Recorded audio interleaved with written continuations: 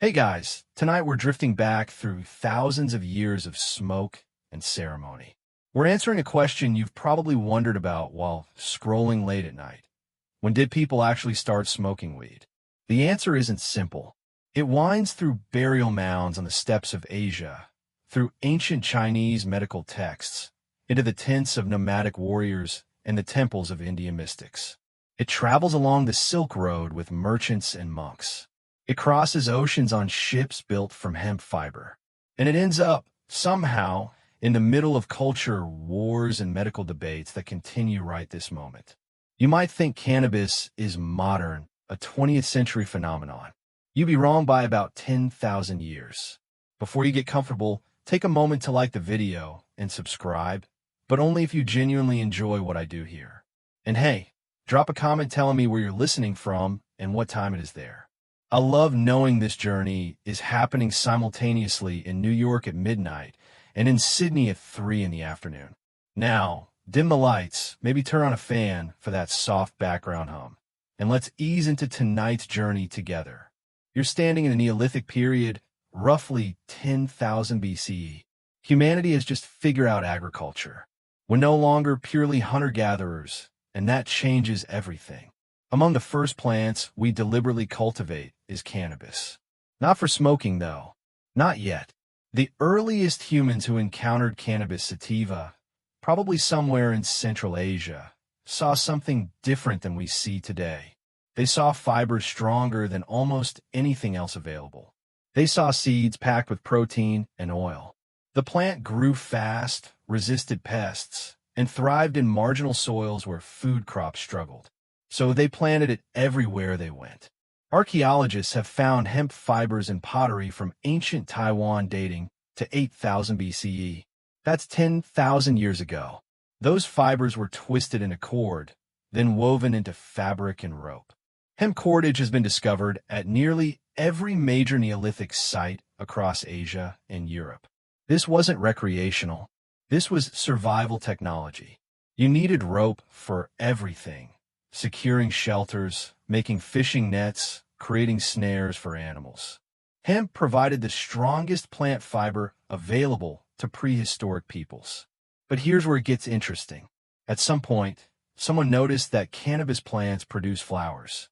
Sticky, fragrant flowers that attracted insects and produced a strange resin. Maybe someone touched that resin and then touched their mouth. Maybe someone threw the whole plant on a fire and noticed the smoke had peculiar effects. We'll never know exactly when or where the discovery happened. But happened. Historians still argue whether early humans recognized cannabis's psychoactive properties immediately or if millennia passed before anyone thought to inhale the smoke. The evidence suggests both things were true in different places. Some cultures discovered intoxication early and incorporated it into spiritual practice. Others grew cannabis for thousands of years without ever smoking it, viewing it purely as industrial material. Think about that. The same plant serving completely different purposes for neighboring civilizations. Here's an eccentric detail that archaeologists love. Ancient cannabis seeds show genetic bottlenecking. That means our ancestors didn't just harvest wild plants. They selected specific traits over generations. They bred cannabis deliberately, creating distinct varieties. Some for strong fibers, some for oil-rich seeds, and eventually, some for resin production. This wasn't accidental. This was sophisticated agriculture happening in the Stone Age. By 4000 BCE, cannabis had spread across most of temperate Asia. It appeared in the Yangshao culture of China, in the Indus Valley civilization, and among the tribal peoples of Central Asia. Each culture developed unique relationships with the plant. But the smoking part, that comes later in our story. And when it does arrive, it arrives with shamans and mystics, with warriors and healers. It arrives as something sacred and dangerous, something that opens doors in consciousness that humans weren't entirely sure should be opened. The journey from rope to ritual took thousands of years. You're about to walk that path, era by era, culture by culture. Let your breathing slow. Let your mind settle into the rhythm of deep time, where centuries pass like seasons. You're traveling now to the Pamir Mountains, where Central Asia folds into itself. The year is roughly 500 BCE, give or take a century. The landscape is harsh and beautiful. High altitude, thin air, endless grasslands.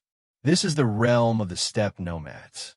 People who live their entire lives on horseback, following herds, making temporary camps, and burying their dead in elaborate tombs called kurgans. In 2019, archaeologists opened one of these ancient burial mounds in western China. Inside, they found something remarkable. 10 wooden braziers, like primitive incense burners, containing charred stones and plant residue. When they analyzed that residue, they discovered it was cannabis. Not just any cannabis, though. This was cannabis with unusually high levels of THC, the compound that produces psychoactive effects. Someone had deliberately selected plants with stronger intoxicating properties, and someone had burned those plants in an enclosed space, likely during a funeral ceremony. This is currently the oldest direct evidence of cannabis inhalation in human history. 2,500 years old, give or take. But here's what keeps historians up at night. This sophisticated use suggests a much longer tradition. People don't just spontaneously develop elaborate drug rituals with carefully selected plant varieties. This was the result of experimentation spanning generations, probably centuries. Which means cannabis smoking likely began much earlier than 500 BCE. We just haven't found the evidence yet. The nomads who buried their dead with these smoking braziers understood something profound about altered consciousness. They believed, like many ancient peoples, that certain plants could carry you between worlds. That smoke could carry prayers to the heavens or allow communication with ancestors. Cannabis became a bridge between the living and the dead, between the physical and the spiritual. You can almost picture the ceremony. The body of a respected elder laid out in finery, gold jewelry, bronze weapons, fine textiles. Mourners gathered inside a felt tent, perhaps the same kind Herodotus would later describe. Someone places the brazier at the center, adds the red-hot stones, then sprinkles crushed cannabis flowers onto the heat. Smoke rises, thick and fragrant. Everyone breathes deeply. The world begins to shift and soften at the edges. Grief transforms into something else, communion, perhaps, or transcendence. For a few hours, the boundary between death and life becomes permeable. Then the smoke clears and the burial continues. The braziers go into the tomb with the deceased, along with food, weapons, and everything else needed for the journey ahead. Historians still argue whether these burial practices indicate regular cannabis use or only ceremonial consumption. Did ordinary people smoke hemp, or was it reserved for religious specialists and funeral rites? The archaeological record stays frustratingly silent on everyday practices.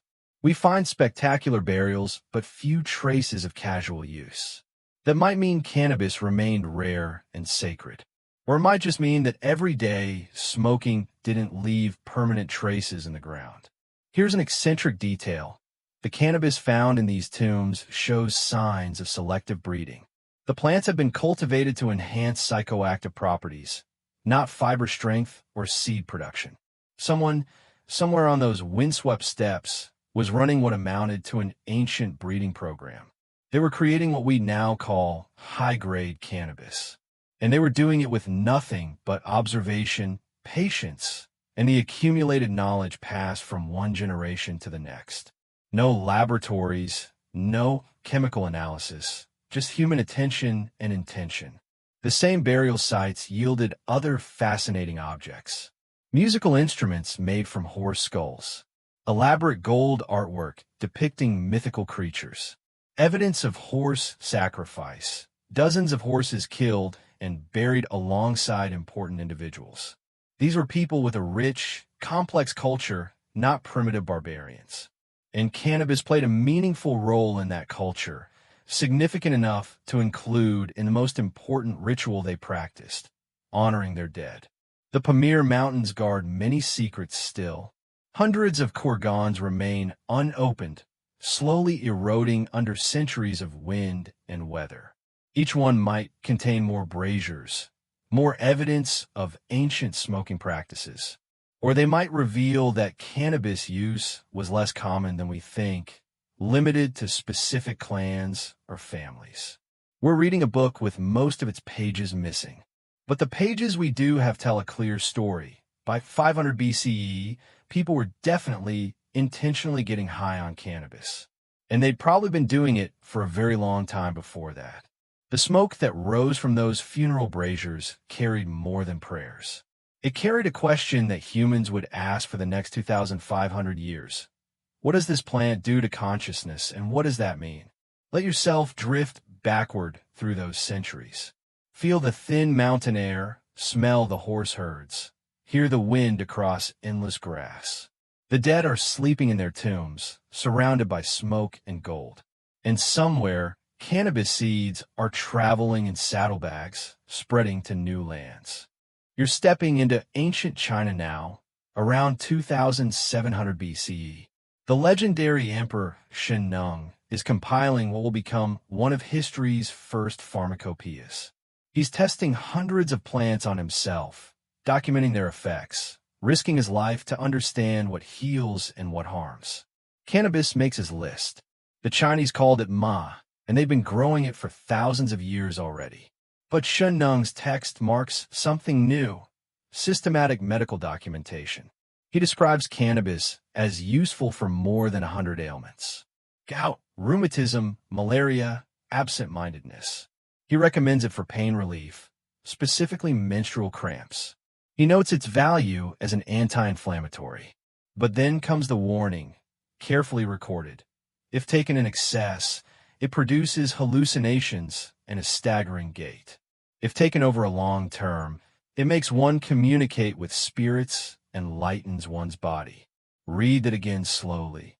The ancient Chinese knew exactly what cannabis did. They understood it had legitimate medical applications and consciousness-altering properties. And they made a deliberate choice about how to use it. For the next 3,000 years, Chinese medicine would maintain this careful balance. Cannabis is medicine, yes, but with caution about its intoxicating effects. By the time of the Han Dynasty, around 200 BCE, cannabis was fully integrated into Chinese medical practice. The physician Hua Tuo, sometimes called the father of Chinese surgery, used cannabis preparations as anesthesia. He'd give patients a mixture called mayo before performing operations. Mayo combined cannabis resin with wine, creating what might be history's first surgical anesthetic. Imagine that. 2,000 years ago, a Chinese surgeon is about to open someone's abdomen, and his anesthesia is cannabis wine. The patient drinks, gradually loses sensation, and Hua Tuo performs procedures that wouldn't be possible again in the West for over 1,000 years. Historians still argue whether Chinese medicine ever embraced cannabis for purely recreational purposes or if it remained strictly medicinal and spiritual.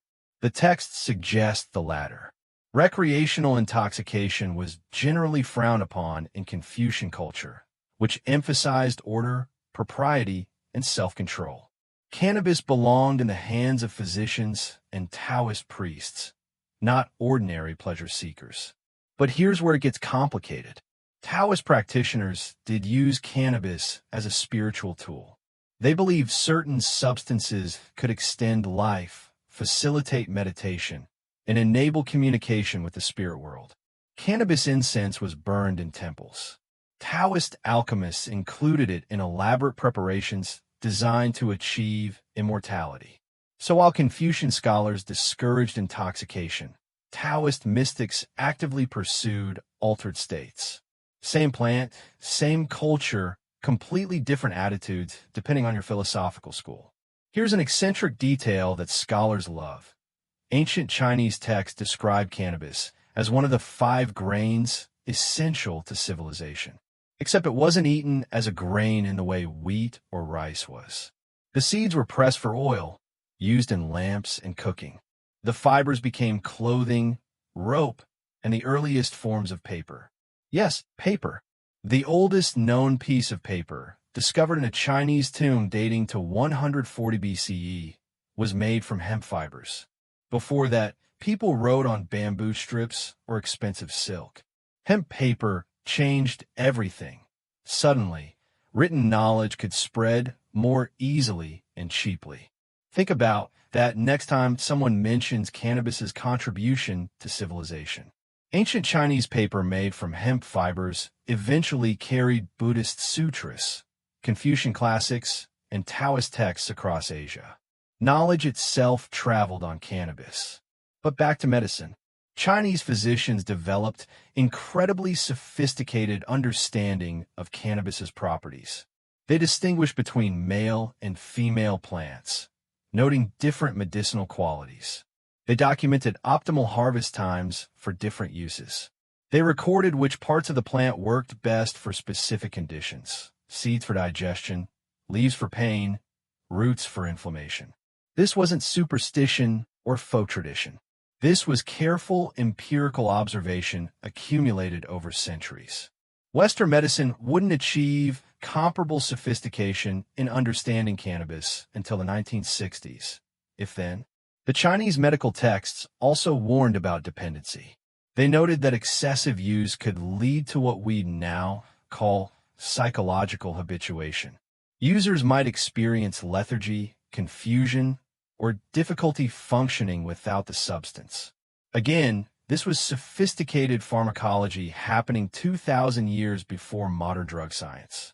By the time of the Ming Dynasty, around 1500 CE, cannabis had been used in Chinese medicine continuously for over 4,000 years. It appeared in virtually every major medical text, prescribed by generations of physicians. Yet it never became a significant intoxicant in Chinese culture. The recreational smoking that would later characterize Western cannabis use simply didn't develop in China, despite millennia of access and knowledge. Why not? That question keeps historians busy. Maybe the strong cultural emphasis on self-control and propriety prevented it.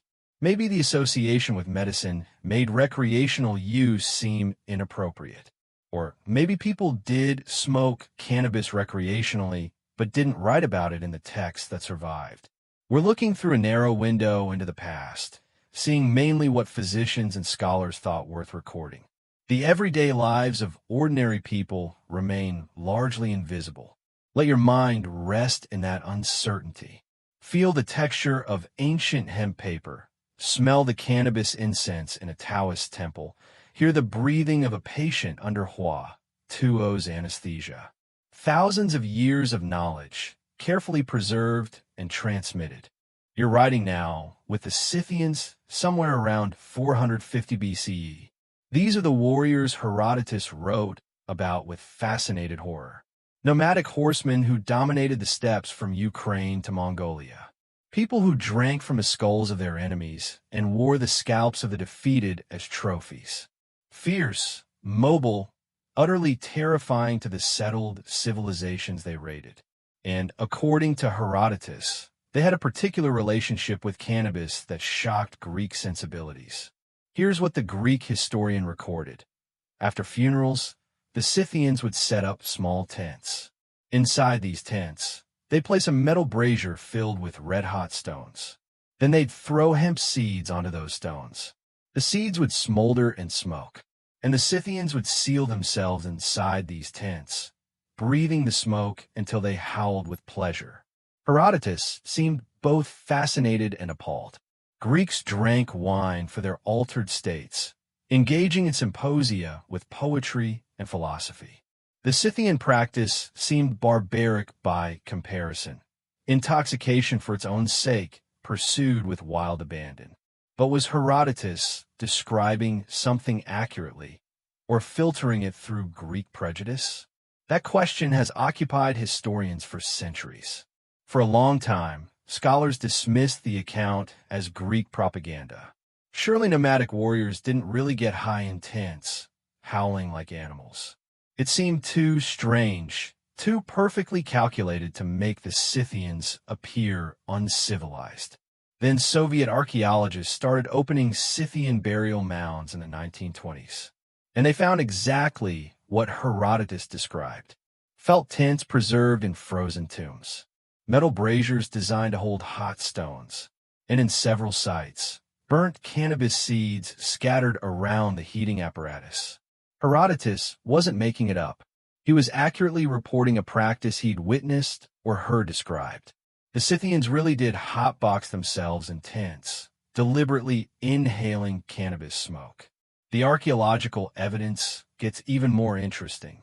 Some of these burial tents contained leather pouches filled with cannabis seeds, small metal sensors with intricate decorations, even specialized tools that appear designed for crushing cannabis flowers.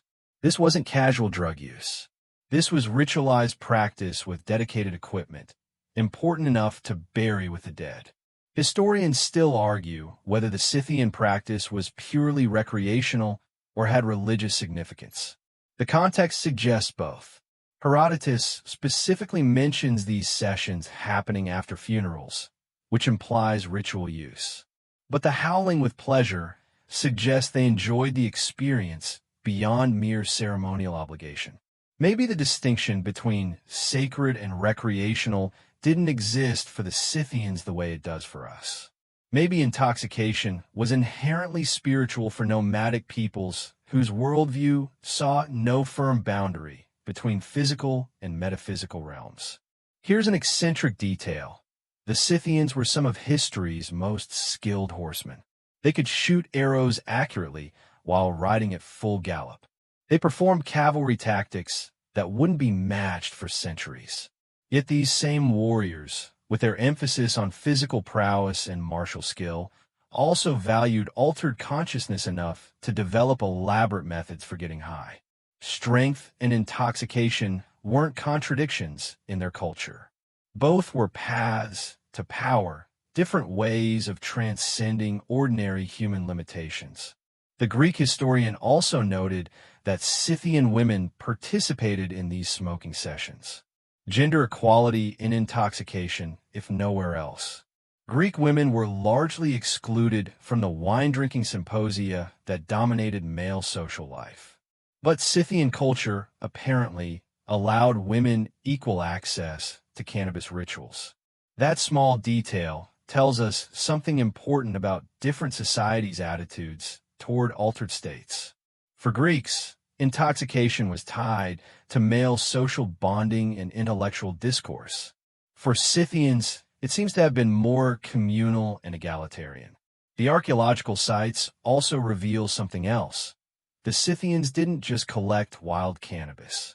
They cultivated it, selecting varieties with higher resin content.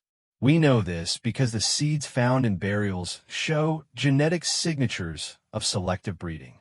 Someone was paying attention to which plants produce stronger effects and deliberately propagating those genetics. Ancient drug horticulture, practiced by warriors on horseback. The Scythian practice influenced other cultures across the steppes. Similar braziers and tent structures appear in burial sites from related nomadic groups. Cannabis smoking spread along trade routes, carried by merchants and migrants who'd witnessed or heard about the Scythian methods. By 400 BCE, variations of this practice existed from the Black Sea to the borders of China. The hot stone method had advantages over simply burning dried plant material.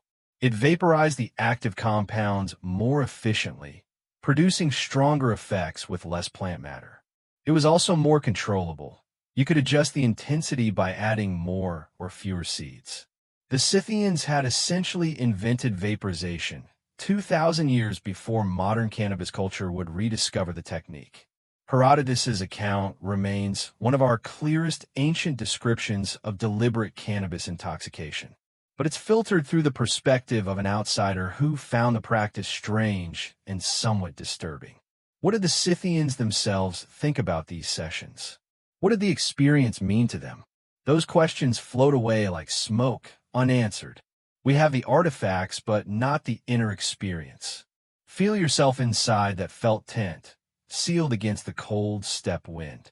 Smell the burning seeds, sharp and resinous. Hear the breathing of warriors around you in the darkness. The howling Herodotus mentions, was it laughter, religious ecstasy, or something else entirely? Let that question drift. You're climbing into the Himalayas now, where the air grows thin and the gods feel closer. India, somewhere around 2000 BCE, though the traditions stretch back much further. Cannabis here isn't just medicine or intoxication. It's divine. The plant is called ganja in Sanskrit, and it belongs to Lord Shiva. According to Hindu mythology, Shiva discovered cannabis after a family argument. He wandered into the fields, exhausted and angry, and fell asleep under a tall, leafy plant. When he woke, he ate some of the leaves. Immediately, he felt refreshed, invigorated, transformed. Cannabis became his favorite food, and Shiva became known as the Lord of Bhang. Bhang is a cannabis preparation that Indians have consumed for thousands of years. The leaves and flowers are ground in a paste, mixed with milk, spices, and sometimes honey. The result is a drink that's both nourishing and consciousness-altering. During religious festivals, particularly Holi and Mahashivaratri, Bhang flows freely. Government-licensed shops sell it legally, even today. Sadhus, Hindu holy men who renounce worldly life, consider cannabis essential to their spiritual practice. They smear their bodies with ash, wear their hair in long dreadlocks, and smoke cannabis from clay pipes called chillums. For these ascetics, cannabis facilitates meditation, helps transcend physical discomfort, and opens pathways to divine consciousness. Getting high isn't recreational for sadhus. It's a religious obligation, a way of honoring Shiva and following his example. The ancient Vedic texts, composed between 1500 and 500 BC, mention cannabis repeatedly. The Atharva Veda calls it one of the 5 sacred plants, describing it as a source of happiness and liberation.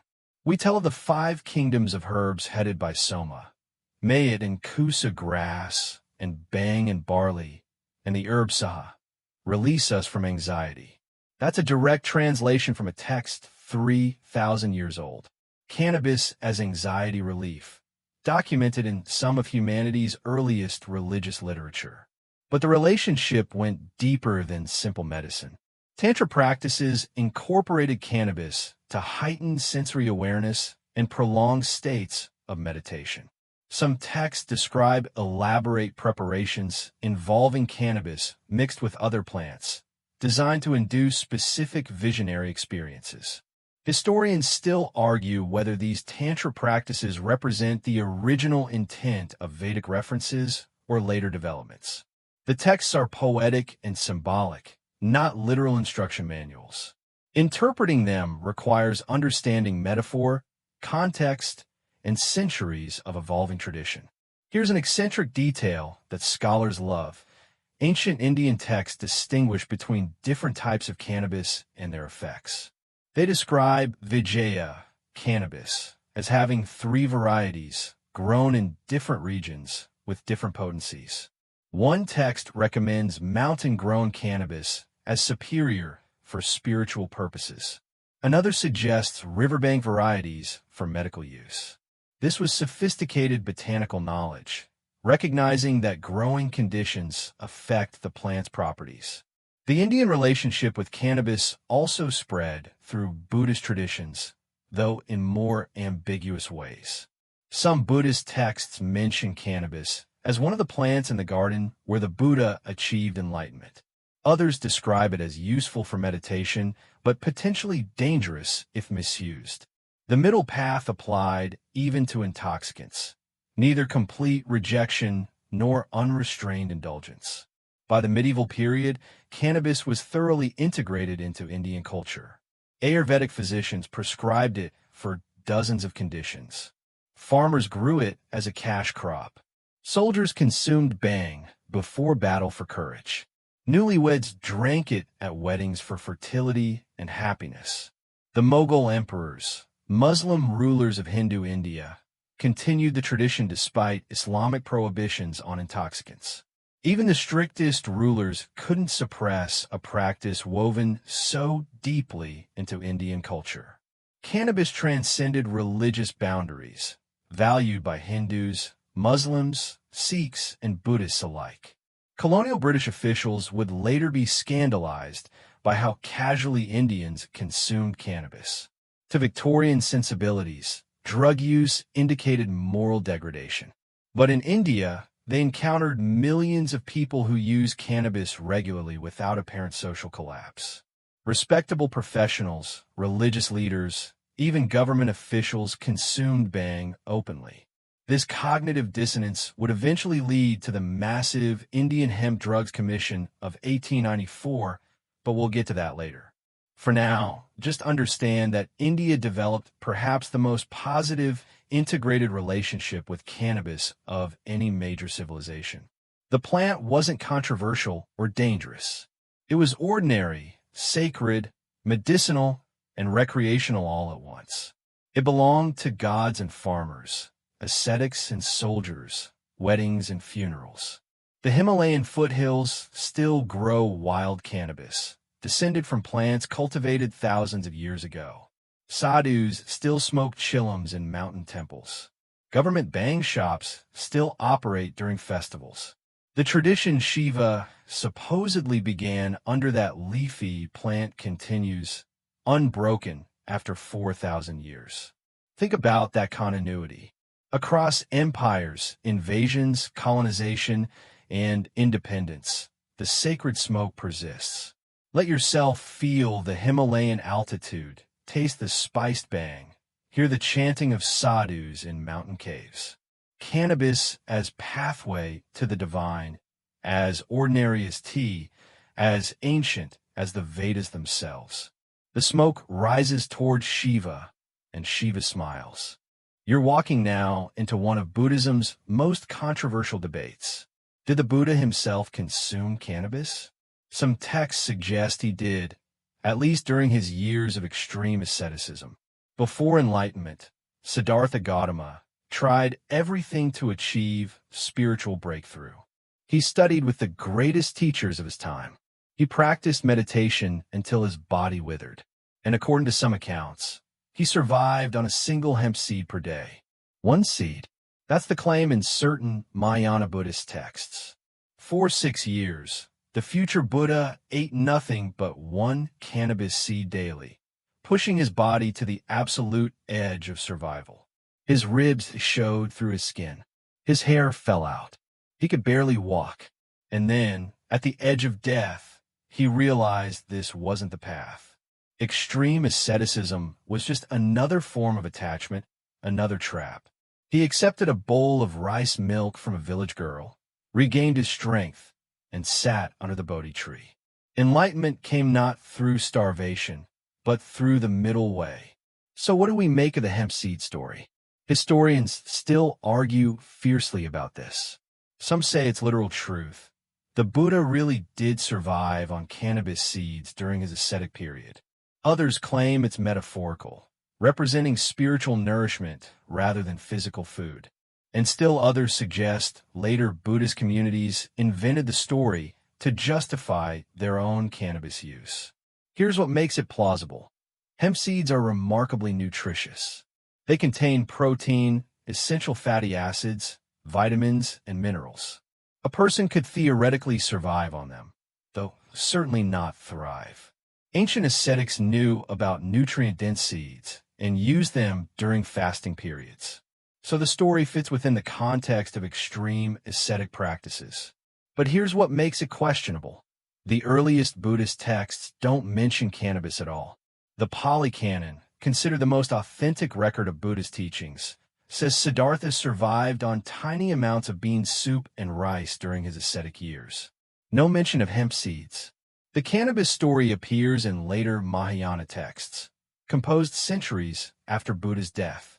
That timing makes scholars suspicious.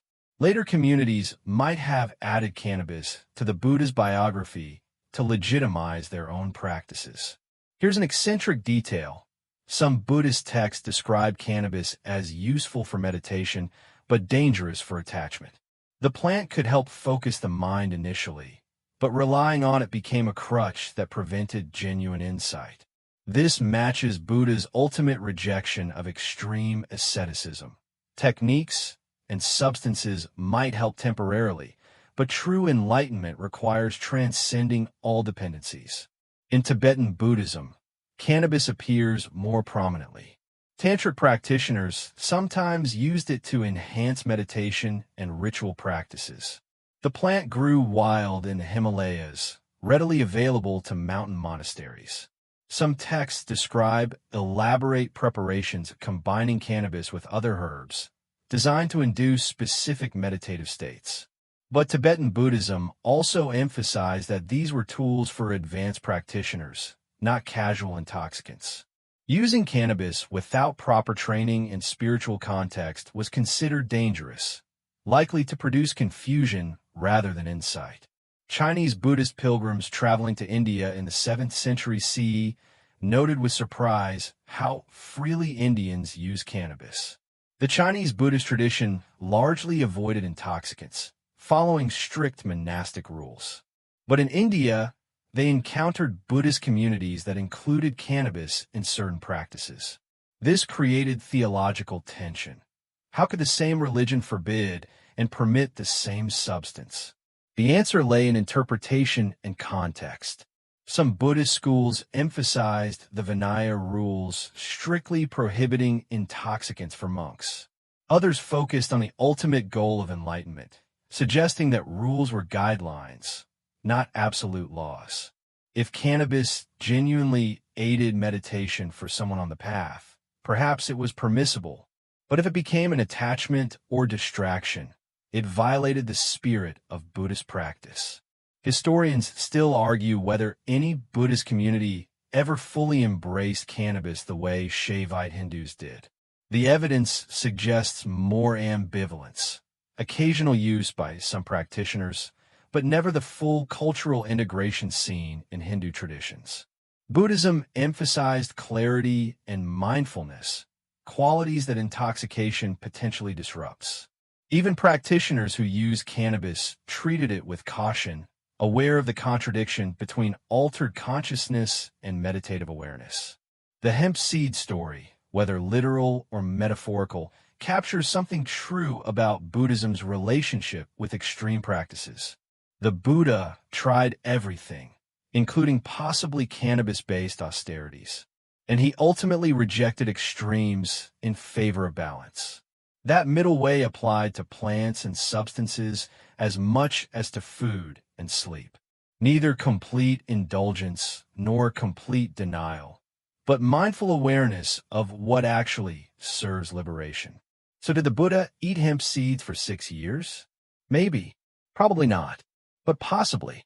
The historical record stays frustratingly unclear, leaving space for scholars to argue and practitioners to interpret according to their own understanding. Let your mind rest in that ambiguity.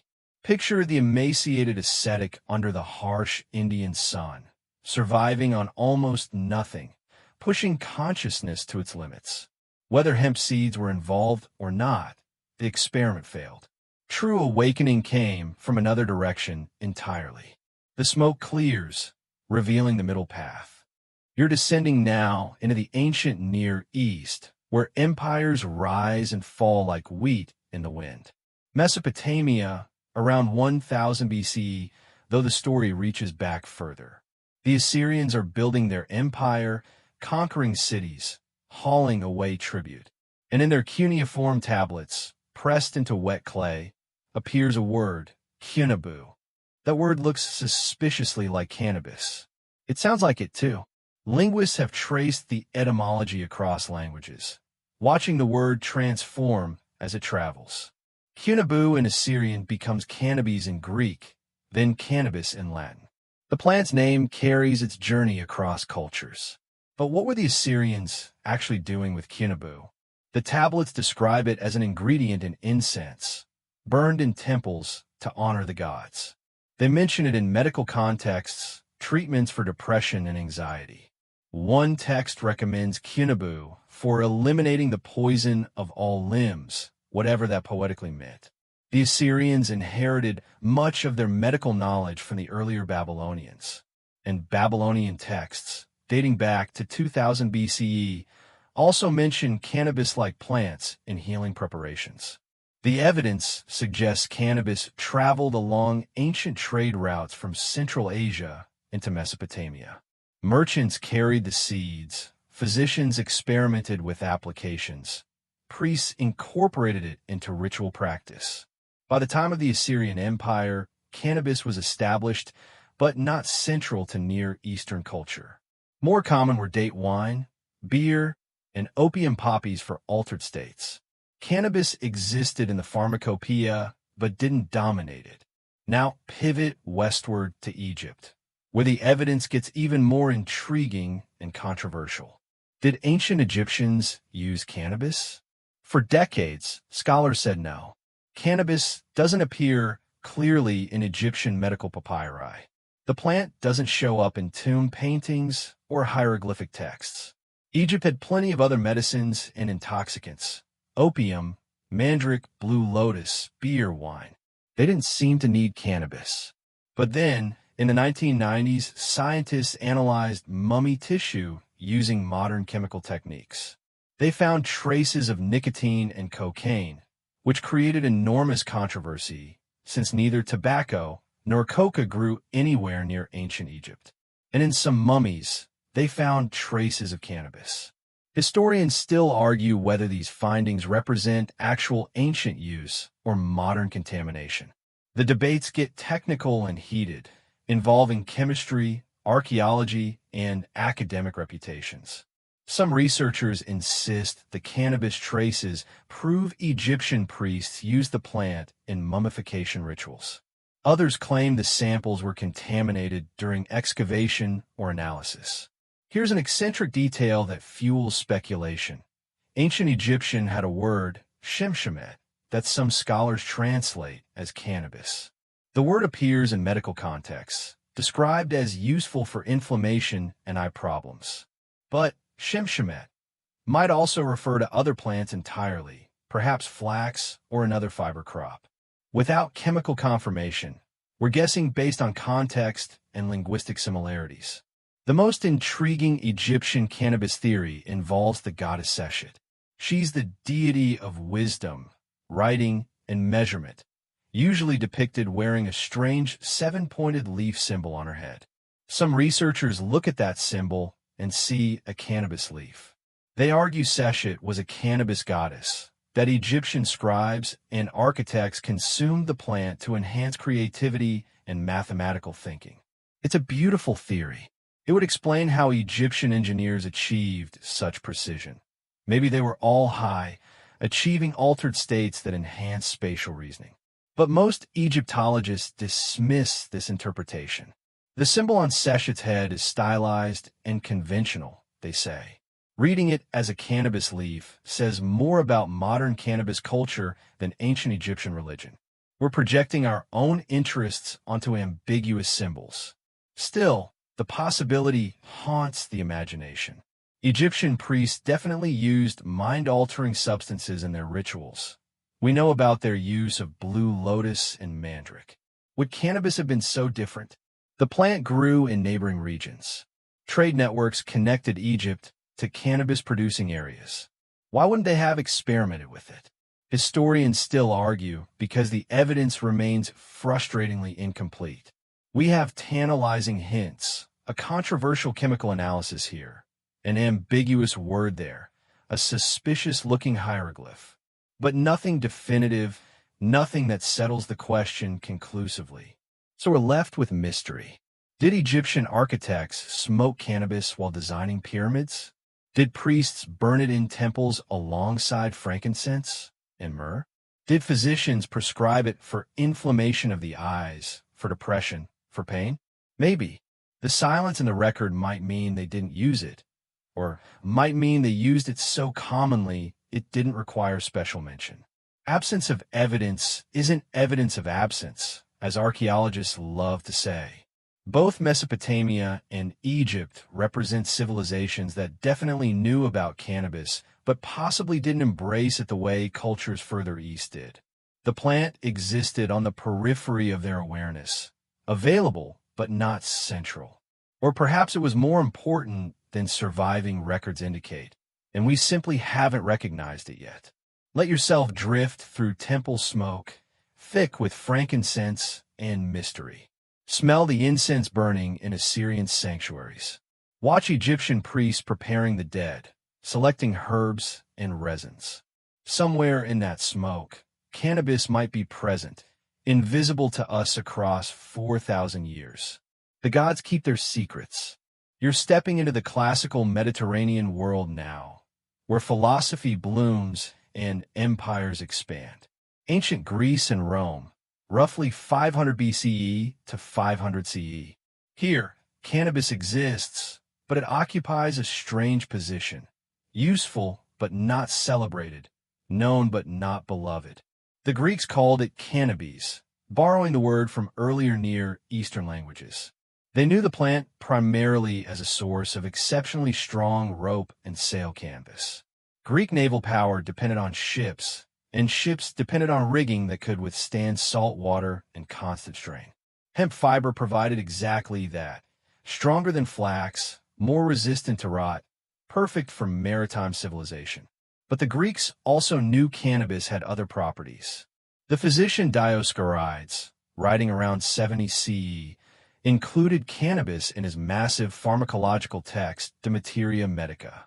He described it as useful for rope-making first, then mentioned medical applications. Cannabis could ease earaches, he wrote, and reduce inflammation. The seeds, when consumed in large quantities, could quench sexual desire. That last detail suggests the Greeks were well aware of cannabis's psychoactive effects. But unlike wine, which they elevated to religious and philosophical importance, cannabis remained strictly utilitarian. Why the difference? Historians still argue about Greek attitudes toward different intoxicants. Wine culture was deeply embedded in Greek society. The symposium where men gathered to drink, discuss philosophy, and recite poetry was fundamental to intellectual life. Dionysus, god of wine, represented divine ecstasy and liberation. Cannabis, by contrast, came from foreign lands, associated with Scythian barbarians and Eastern mysteries. It didn't fit into the existing cultural framework of acceptable intoxication. Here's an eccentric detail. Some scholars suggest the Oracle of Delphi might have inhaled cannabis smoke. The priestess who delivered prophecies would sit above a fissure in the earth, breathing vapors that rose from below. For centuries, people assumed these were purely geological gases, ethylene or methane producing intoxication. But some researchers now wonder if priests burned cannabis and other herbs in the chamber below, deliberately creating psychoactive smoke. It would explain the specific quality of the oracle's visions and the consistency of the trance states. But like so much else about cannabis in the ancient world, this remains speculation built on circumstantial evidence. The Romans inherited Greek knowledge and expanded it across their vast empire. Pliny the Elder, the great natural historian, devoted several passages to cannabis in his encyclopedic Natural History. He confirmed its value for making rope, noted the distinction between male and female plants, and described the roots as useful for treating joint pain and burns when boiled and applied as poultice. Galen, perhaps the most influential physician in Roman history, also wrote about cannabis. He mentioned that Romans sometimes consumed hemp seeds at banquets, mixed with other desserts. In small amounts, the seeds created a warm feeling and mild euphoria. In large amounts, they produced drunkenness and were considered ill-advised. So Romans did occasionally use cannabis recreationally, but casually, almost accidentally, eating too many seeds at a party and discovering unexpected effects. This wasn't ritual intoxication or spiritual practice. It was the ancient equivalent of accidentally getting high on pot brownies. The Roman military machine ran on hemp. Legions marching across Europe, North Africa, and the Middle East needed massive amounts of rope. Hemp cultivation followed Roman conquest, spreading the plant to regions where it hadn't grown before. By the height of the empire, cannabis grew from Britain to Egypt, from Spain to Syria, but always for fiber, for rope, for practical purposes. The Roman attitude toward intoxication generally favored wine, like the Greeks before them. Wine was civilized, associated with Roman culture and refinement. Other intoxicants were foreign, potentially dangerous, marks of barbarian cultures. Cannabis fell into that suspect category, useful for rope, occasionally amusing as a sea garnish, but not something respectable Romans would actively pursue.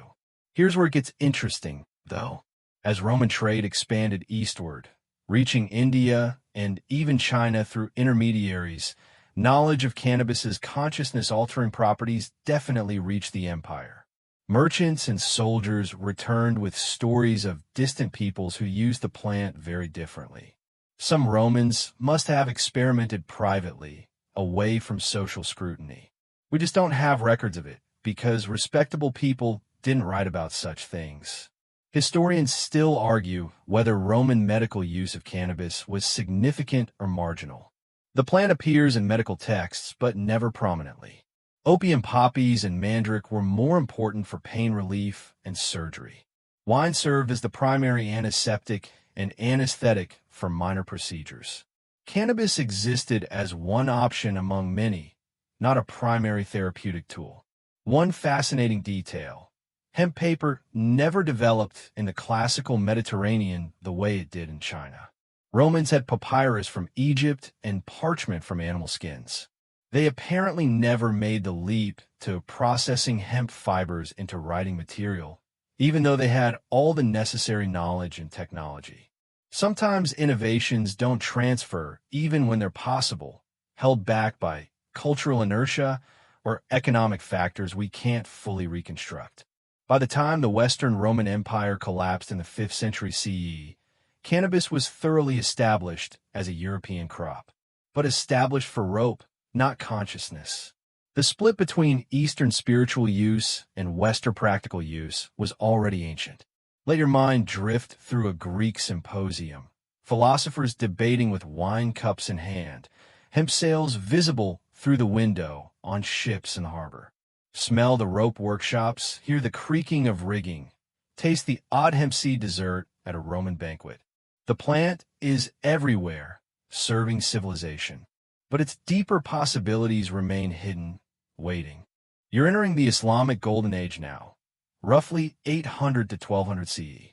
While Europe stumbles through its dark ages, the Islamic world blazes with scholarship, medicine, and scientific advancement. And cannabis knowledge, nearly lost in the Christian West, finds preservation and expansion in Arabic texts.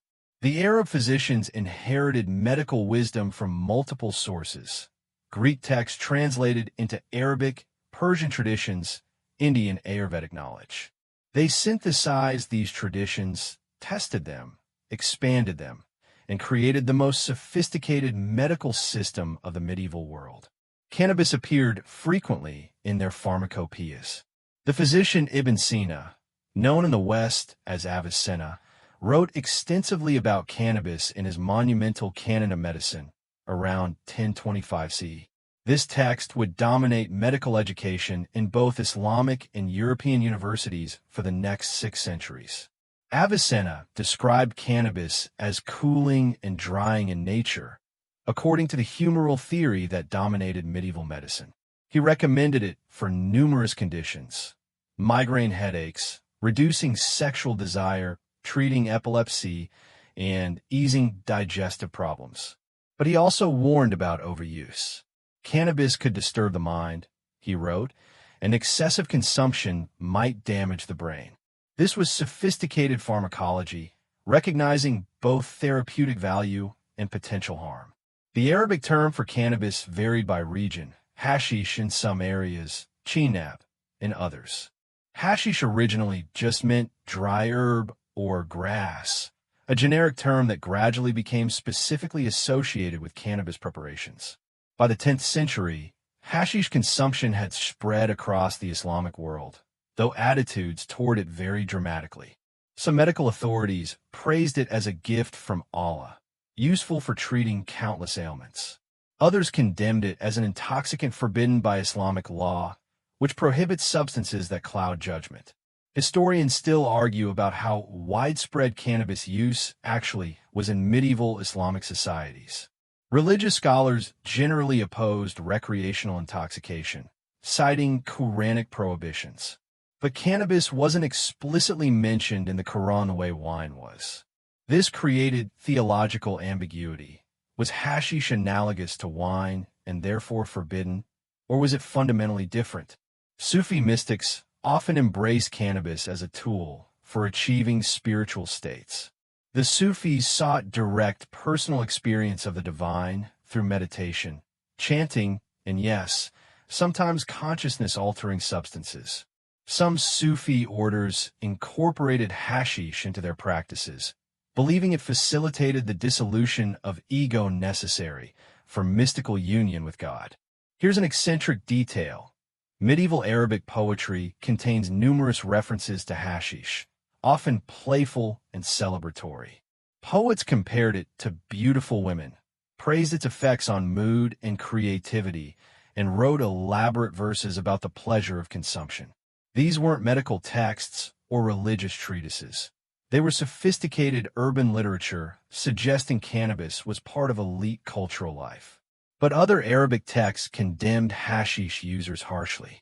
Moralistic writers described hashish smokers as lazy, unreliable, and morally corrupt. They blamed cannabis for social problems and criminal behavior, arguments that sound remarkably familiar to modern ears. The 13th century physician Ibn al-Baytar compiled the most comprehensive medieval encyclopedia of medicinal plants, describing over 1,400 species. His entry on cannabis is extensive and nuanced. He describes different varieties, preparation methods, and specific medical applications. He notes that in Egypt, hashish was so common that authorities occasionally tried to prohibit it, usually unsuccessfully. The plant was too deeply embedded in the culture to eliminate through legislation. Ibn al-Baytar also recorded an interesting social observation. Cannabis seemed to affect people differently depending on temperament. Some became relaxed and jovial, others paranoid and anxious. This wasn't just a drug with universal effects. Individual psychology mattered. That insight wouldn't be fully appreciated in Western medicine for another 7 centuries. The Islamic world also developed sophisticated cultivation techniques, creating varieties with different properties for different purposes. Some strains for fiber and seed, others for resin production. Farmers understood that growing conditions, harvest timing, and processing methods all affected the final product's characteristics. This agricultural knowledge would eventually travel to Europe through trade and conquest, though Europeans would be slow to recognize cannabis's psychoactive potential. Islamic physicians also grappled with an ethical question that remains relevant today. If a substance has both medical benefits and potential for abuse, how should society regulate it? Some argued for complete prohibition based on potential harm. Others advocated for medical use under physician supervision while discouraging recreational consumption. And still others suggested that personal choice should prevail, with individuals responsible for their own decisions. These debates happened in Arabic medical texts and theological discussions, while Europe barely remembered cannabis existed beyond rope-making. Historians still argue whether the Islamic Golden Age represents cannabis's highest point in terms of sophisticated understanding or merely the best documented period of medieval use. The knowledge was certainly there: detailed pharmacology, recognition of individual variation and response, awareness of both benefits and risks. Whether that knowledge translated into widespread enlightened use or remained mostly theoretical is harder to determine. Let yourself drift through a medieval Baghdad pharmacy, shelves lined with ceramic jars labeled in elegant Arabic script. Smell the hashish mixed with honey for medicinal use. Hear Sufi mystics chanting in a distant room. Cannabis smoke rising toward geometric ceiling patterns. The knowledge flourishes while Europe sleeps. But the knowledge waits, preserved in Arabic texts, ready for rediscovery. You're walking through medieval Europe now, where the knowledge has faded. Roughly 500 to 1500 CE, 1,000 years of Christian dominance and fragmented kingdoms. Cannabis grows throughout Europe, but its story here is one of forgetting. The monks know about hemp. In fact, they depend on it. Every monastery needs rope for bells, for hoisting supplies, for binding. They need durable fabric for religious vestments and manuscript bindings. And they need paper, or at least something to write on when expensive parchment isn't available. Hemp provides all of this. Benedictine monasteries cultivate hemp in their gardens alongside vegetables and medicinal herbs.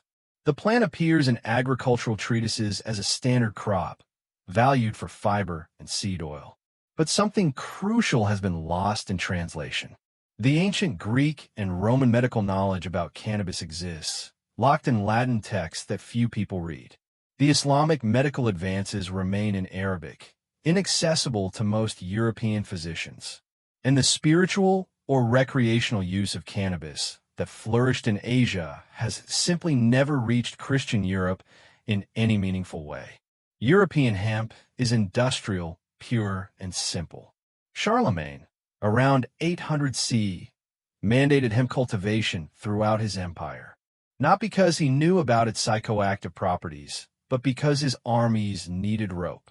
His ships needed sails. His economy needed the strong fiber that hemp provided better than any alternative. This pattern repeats across medieval Europe.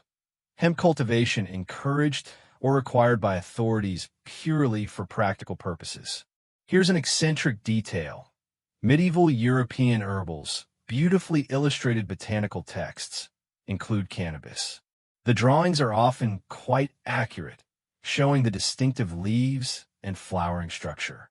But the text focuses almost entirely on fiber uses and occasionally seed oil. Medical applications are mentioned vaguely, if at all, perhaps for swelling, perhaps for earaches. Nothing about consciousness, nothing about intoxication, nothing that suggests European herbalists understood the plant's fuller capabilities. This represents a remarkable loss of knowledge. Classical authors like Dioscorides and Galen had recorded cannabis's psychoactive properties clearly. Those texts existed in monastic libraries throughout Europe. Yet somehow, that specific information didn't transfer into practical use. Historians still argue about why this happened. Perhaps Christian religious culture's emphasis on sobriety and its suspicion of intoxication prevented experimentation. Perhaps the lack of trade contact with cannabis-using cultures meant no one thought to try smoking it. Perhaps people did experiment occasionally, but considered it too insignificant or inappropriate to record.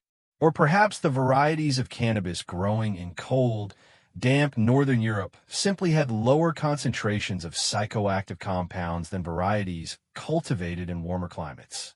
The plant adapts to growing conditions, and adaptation might have created European hemp that was excellent for fiber, but underwhelming for consciousness alteration. Medieval medical texts occasionally mention cannabis, borrowed from ancient sources. The 12th century medical school at Salerno, Europe's first, included cannabis in its materia medica. The great medieval physician Hildegard of Bingen mentioned hemp in her medical writings, recommending it for wounds and stomach problems. But these references are sparse, derivative, and lack the detailed knowledge present in Arabic texts from the same period. Europe was behind, medically and botanically. The knowledge existed elsewhere, preserved and expanding in the Islamic world. But the Crusades, those violent cultural collisions, didn't transfer much practical knowledge about cannabis despite extensive contact between Christian and Muslim physicians. European knights returned from the Holy Land with stories of hashish-using assassins. More on that later, but not with medical understanding or interest in therapeutic application. Here's where it gets interesting. Medieval European law occasionally addressed hemp cultivation, but always in economic terms. Kings mandated growing it, set prices for hemp fiber, regulated its trade. Cannabis was strategic material, essential to naval and military power. But no medieval European law prohibited cannabis use or consumption because no one was using or consuming it in ways that required legal attention. The contrast with Islamic legal debates about hashish couldn't be starker. Medieval peasants ate hemp seeds during famines when grain ran short. The seeds were nutritious and available, better than starving.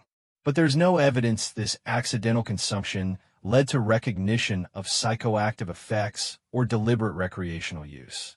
European monasteries brewed beer and made wine, embracing alcohol as part of religious and social life. But cannabis remained outside that cultural framework, permanently stuck in the category of utilitarian crop rather than consumable substance. By 1500, as the medieval period ended and the Renaissance began, European knowledge of cannabis hadn't advanced significantly beyond Roman understanding 1,500 years earlier. Hemp for rope, hemp for cloth, hemp seeds for oil. Practical, profitable, and completely missing the plant's most controversial properties. The irony is rich. The plant grew everywhere, touched daily life constantly, but its psychoactive nature remained hidden in plain sight. Like having a library full of books you can't read, cannabis's deeper possibilities existed in European fields without anyone recognizing them. Let yourself drift through a monastery garden. Smell the hemp growing alongside cabbages and medicinal herbs. Watch monks twisting fiber into rope, patient and methodical. Hear the church bells those ropes will ring, calling the faithful to prayer. The plant serves, faithful and unrecognized. Its secrets wait for travelers from distant lands, for ships that will carry new knowledge back from Asia. But that's still centuries away. For now, Europe sleeps and hemp grows quietly. You're traveling across pre-colonial Africa now, a continent vast and varied.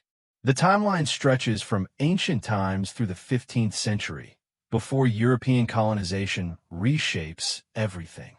Cannabis arrived in Africa from multiple directions and at different times, creating a patchwork of traditions. The story here isn't unified. It's dozens of stories, as diverse as the continent itself. Evidence suggests cannabis reached northeastern Africa first, probably from Arabia and Egypt. By 1000 CE, it had spread down the East African coast through trade networks. Arab merchants sailing the Indian Ocean brought seeds and knowledge, establishing the plant in coastal communities. From there, cannabis traveled inland along established trade routes. By the 14th century, it appears in archaeological sites across sub-Saharan Africa. The Khoikhoi people of southern Africa called it daga. They smoked it in pipes, mixing cannabis with other herbs, using it both medicinally and recreationally. Dutch sailors arriving at the Cape in the 1600s encountered daga smoking extensively and recorded their observations with typical colonial condescension. But the practice was already ancient by then, embedded in Khoikhoi culture for centuries. In Central Africa, particularly around the Congo Basin, cannabis became integrated into both healing practices and social rituals. Traditional healers, called by various names depending on region, prescribed cannabis for numerous ailments. Digestive problems, pain relief, childbirth assistance, mental disturbances. The plant became part of the pharmacopoeia alongside dozens of other medicinal plants that African healers had mastered over generations. But cannabis also served social functions. Men gathered to smoke together, cementing friendships and community bonds. The shared pipe created social cohesion, similar to how other cultures used alcohol or kava or betel nut. Here's an eccentric detail that archaeologists love. Ancient cannabis pipes discovered in Ethiopia date to around 1300 CE. These weren't simple devices. They were sophisticated ceramic pipes with multiple chambers, designed to cool the smoke. Somebody was thinking carefully about engineering a better smoking experience 700 years ago. The craftsmanship suggests cannabis use wasn't marginal or hidden, but valued enough to inspire technical innovation. East African coastal cities like Kilwa and Mombasa developed thriving cannabis trade. The plant moved through the same commercial networks that carried gold, ivory, and enslaved people. Arab merchants bought African cannabis and carried it throughout the Indian Ocean trade system. The economic value was significant. Cannabis became a cash crop for some African communities, generating wealth that funded other endeavors. Historians still argue about whether cannabis cultivation was introduced to Africa or if the plant existed there indigenously. Most evidence suggests introduction through trade, with African peoples then adapting and developing unique varieties and uses. But some researchers point to linguistic evidence suggesting very ancient African words for cannabis, possibly indicating longer history than conventional narrative allows. The debate continues, complicated by the fact that written records from pre-colonial Africa are sparse. In West Africa, particularly among the Bashalange people of what's now the Democratic Republic of Congo, cannabis took on profound cultural significance. The Bashalange reportedly used cannabis so extensively that early European visitors called them the hemp smokers.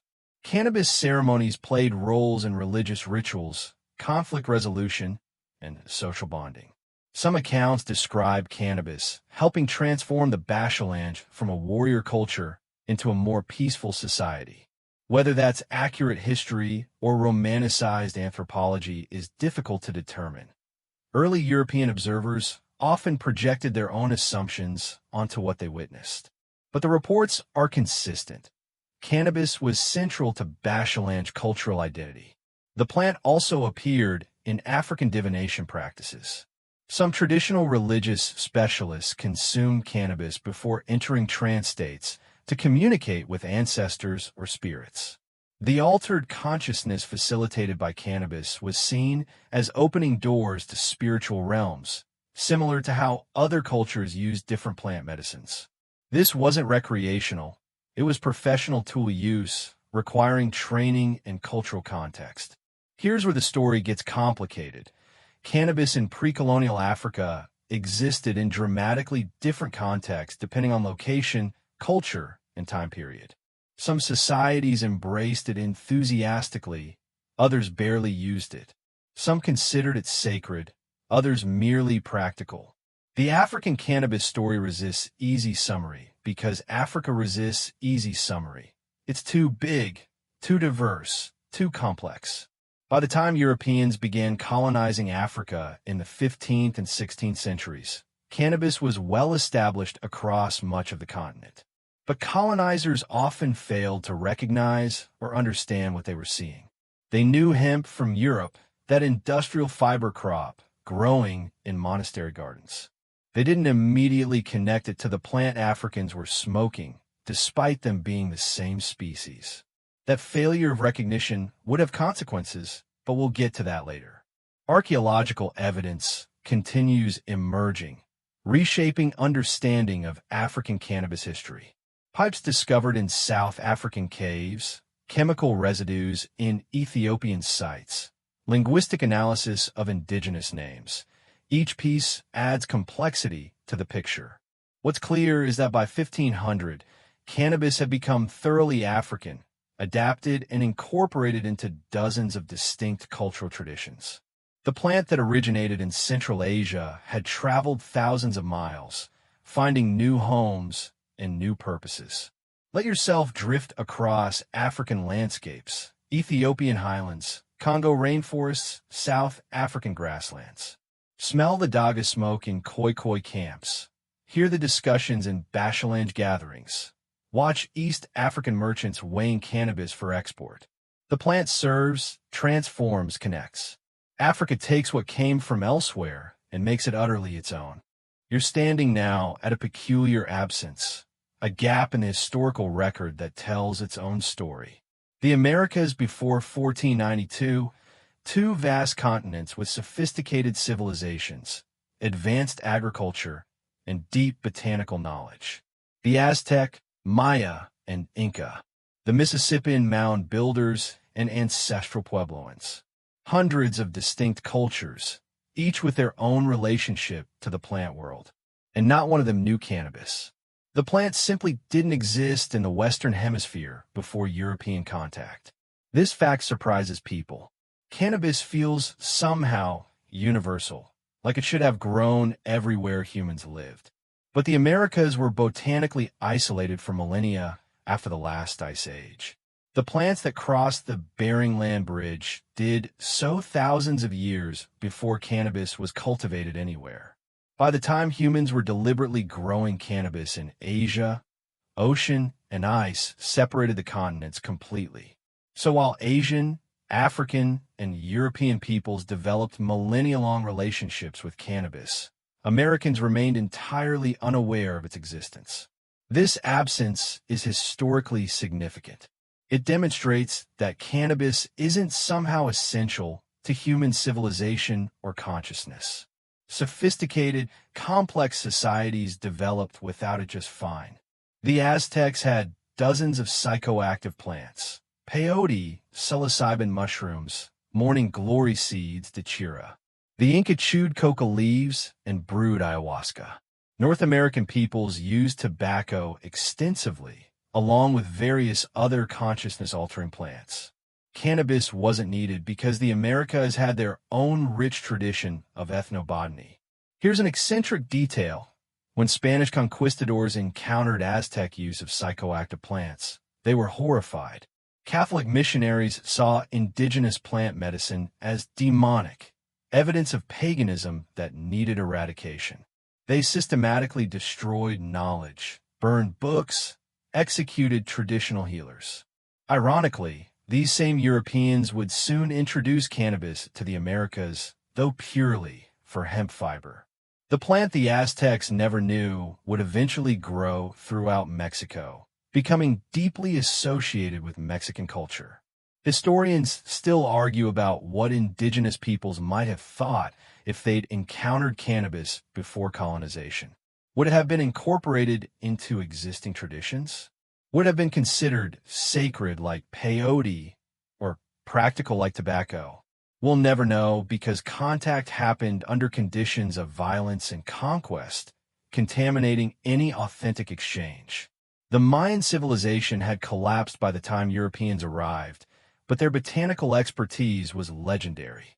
They cultivated cacao, developed sophisticated agricultural techniques, and maintained extensive knowledge of medicinal plants.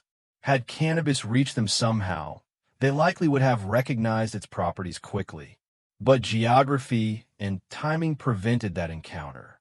The Inca Empire, stretching along the Andes, had perhaps the most sophisticated agricultural system in the Americas.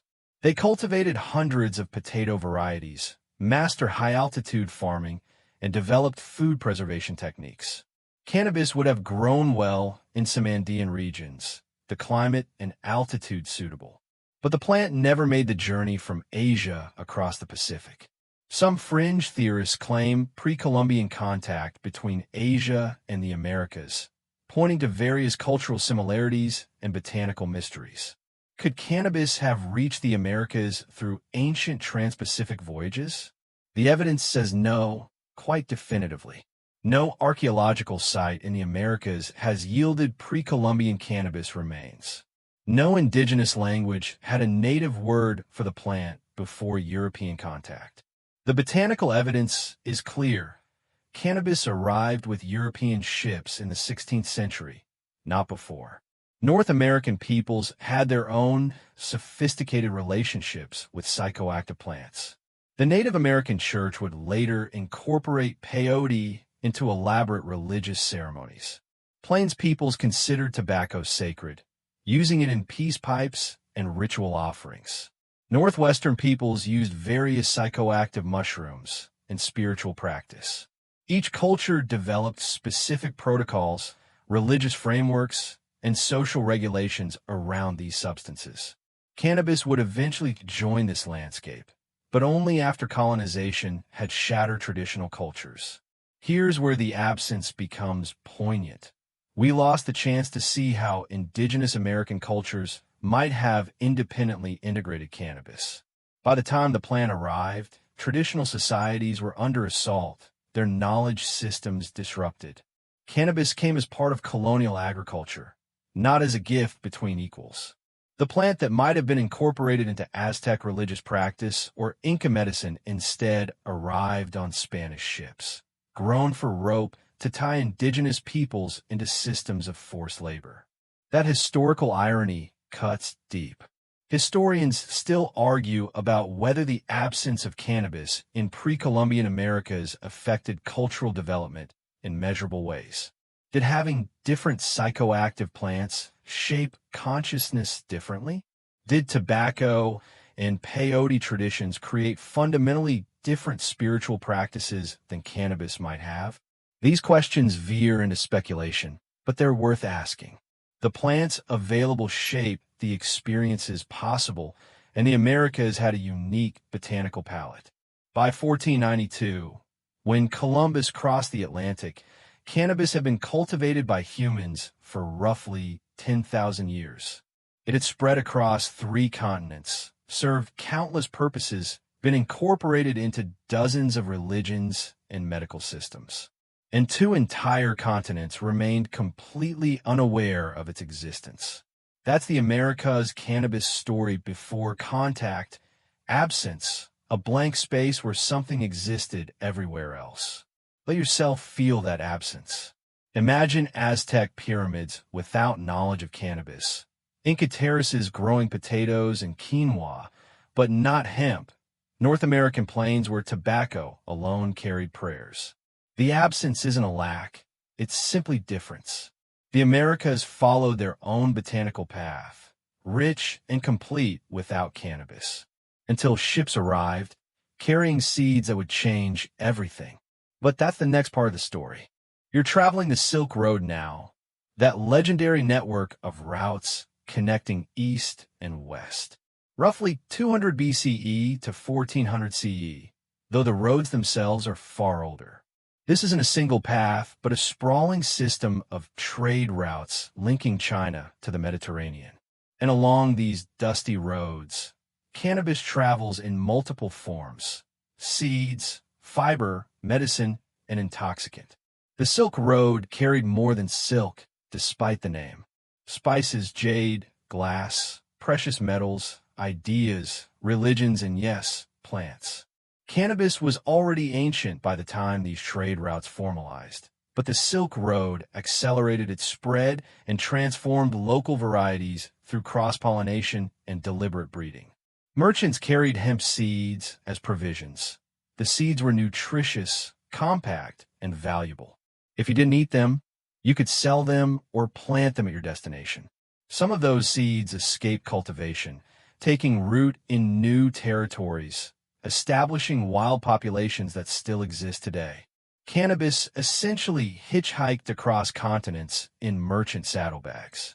Buddhist monks traveling from India to China and back carried cannabis knowledge along with religious texts. They knew about medicinal applications from Ayurvedic tradition, and some knew about consciousness-altering properties. Monasteries along the Silk Road became repositories of botanical knowledge, growing cannabis for rope and medicine, occasionally experimenting with other uses. Here's an eccentric detail. Some Chinese Buddhist pilgrims documented their travels extensively, describing the peoples and customs they encountered. These texts mention cannabis use repeatedly. This region burns it as incense. That region makes clothing from it. Another region consumes it for health. The variations fascinated these travelers, showing them how the same plants served radically different purposes depending on culture. Sufi mystics also traveled the Silk Road, spreading Islam eastward into Central Asia and Western China. Some of these Sufi orders incorporated hashish into their practices, believing it facilitated spiritual states. As they established lodges and communities along the trade routes, they brought these practices with them, introducing cannabis consumption to regions that had known only industrial hemp. The cross-cultural exchange worked in multiple directions. Chinese cultivation techniques traveled westward. Methods for processing fiber, extracting seed oil, even early forms of papermaking. Islamic medical knowledge traveled eastward. Sophisticated pharmacology, documented dosages, warnings about overuse. Indian spiritual practices spread in all directions. Bhang recipes, ritual contexts, theological justifications for consciousness alteration. The Silk Road functioned as a massive, slow-moving laboratory for cultural exchange, and cannabis was one of many subjects being studied. Historians still argue about how much deliberate cultivation of psychoactive cannabis varieties occurred along the Silk Road versus accidental selection. Were merchants and farmers consciously breeding for higher resin content, or did environmental pressures in certain regions naturally produce more potent plants? The archaeological evidence suggests both happened, some deliberate selection, some environmental adaptation, creating distinct regional varieties. Oasis cities like Samarkand, Bokhara, and Kashgar became crucial nodes in the cannabis trade. These cities sat at intersections of multiple routes, serving as markets where goods from different regions mixed. A merchant from China selling hemp paper might encounter a merchant from Persia carrying hashish, neither fully understanding the other's use of the same plant. These encounters sparked curiosity and sometimes commerce. By the medieval period, cannabis cultivation existed along the entire length of the Silk Road. From the Chinese border to the Mediterranean coast, farmers grew hemp. But the knowledge of how to use that hemp varied wildly. A farmer in Anatolia might grow exactly the same species as a farmer in western China, but use it completely differently. One making rope, the other making medicine, the third making hashish. The plant was the same, but cultural context changed everything. Here's where it gets interesting. The Silk Road also carried cautionary tales about cannabis. Stories of people driven mad by excessive hashish consumption traveled alongside stories of miraculous medical cures. Warnings about addiction and wasted lives competed with accounts of spiritual enlightenment and therapeutic breakthroughs. The plant's reputation was already complicated, containing multitudes. Marco Polo's journey along the Silk Road in the 13th century would later introduce Europeans to stories about hashish-using assassins. More on that next time. But the point is that the Silk Road wasn't just moving physical cannabis. It was moving stories, attitudes, fears, and knowledge about what the plant could do to human consciousness and society. By the time the Silk Road declined in the 15th century, replaced by maritime trade routes, cannabis had been fundamentally transformed. What began as a Central Asian crop had become a global plant, adapted to dozens of climates, serving hundreds of purposes, embedded in countless cultural traditions. The Silk Road made that transformation possible. Let yourself drift along those ancient routes. Smell the camel caravans, hear the polyglot markets, taste the dust of 10,000 miles. Feel cannabis seeds in your pocket, valuable as currency, useful as food, potentially transformative if planted in fertile soil. The roads wind on, carrying everything, connecting everyone. Cannabis travels, patient and persistent, finding new homes with every journey. You're opening a Renaissance herbal now. The pages thick with woodcut illustrations. Europe, roughly 1450 to 1650 CE, awakening from medieval slumber. The printing press has just revolutionized knowledge distribution, and botanical texts are among the first beneficiaries. Cannabis appears in these books, rendered with increasing accuracy as artists learn to observe nature more carefully. The German physician Leonhard Fuchs published Historia Stirpium in 1542, one of the most beautiful herbals ever created. His cannabis illustration is botanically precise. The distinctive palmate leaves, the serrated edges, even the difference between male and female plants clearly depicted. but the text remains frustratingly limited. Fuchs describes hemp's uses for making rope, cloth, and paper. He mentions the seeds as bird food and occasionally human food. He notes some minor medicinal applications, reducing inflammation, easing pain. And then he stops, as if unaware the plant has any other properties. This pattern repeats across Renaissance herbals. Gorgeous illustrations, meticulous attention to botanical detail, and remarkably shallow understanding of the plant's full capabilities. The Italian physician Pierandrea Mattioli, writing in 1544, adds slightly more medical information. He recommends cannabis root for treating burns and skin inflammation. He notes that excessive consumption of the seeds can harm the head and reduce fertility. That last phrase, harm the head, is the closest any Renaissance European text comes to discussing psychoactive effects.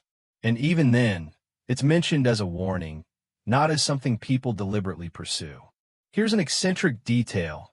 Renaissance artists were painting on canvases made from hemp fiber. The word canvas itself derives from cannabis. Every Renaissance masterpiece, from Botticelli to Rembrandt, was created on material made from the same plant that people in other parts of the world were smoking for consciousness alteration. The irony is rich. European culture touching cannabis constantly without recognizing what they were touching. Historians still argue about why Renaissance Europeans remained so ignorant of cannabis's psychoactive properties. The Islamic world, just across the Mediterranean, had extensive hashish culture and sophisticated medical knowledge about cannabis. Trade between Europe and Islamic regions was substantial during this period. So why didn't the knowledge transfer? Part of the answer lies in religious and cultural barriers. European Christians viewed Islamic culture with suspicion and often hostility. Knowledge from Muslim sources was sometimes rejected purely on those grounds. The Renaissance celebrated rediscovering classical Greek and Roman texts, but Islamic medical advances were often ignored or minimized. Another factor might be linguistic. Latin texts from classical antiquity mentioned cannabis, but emphasized practical uses.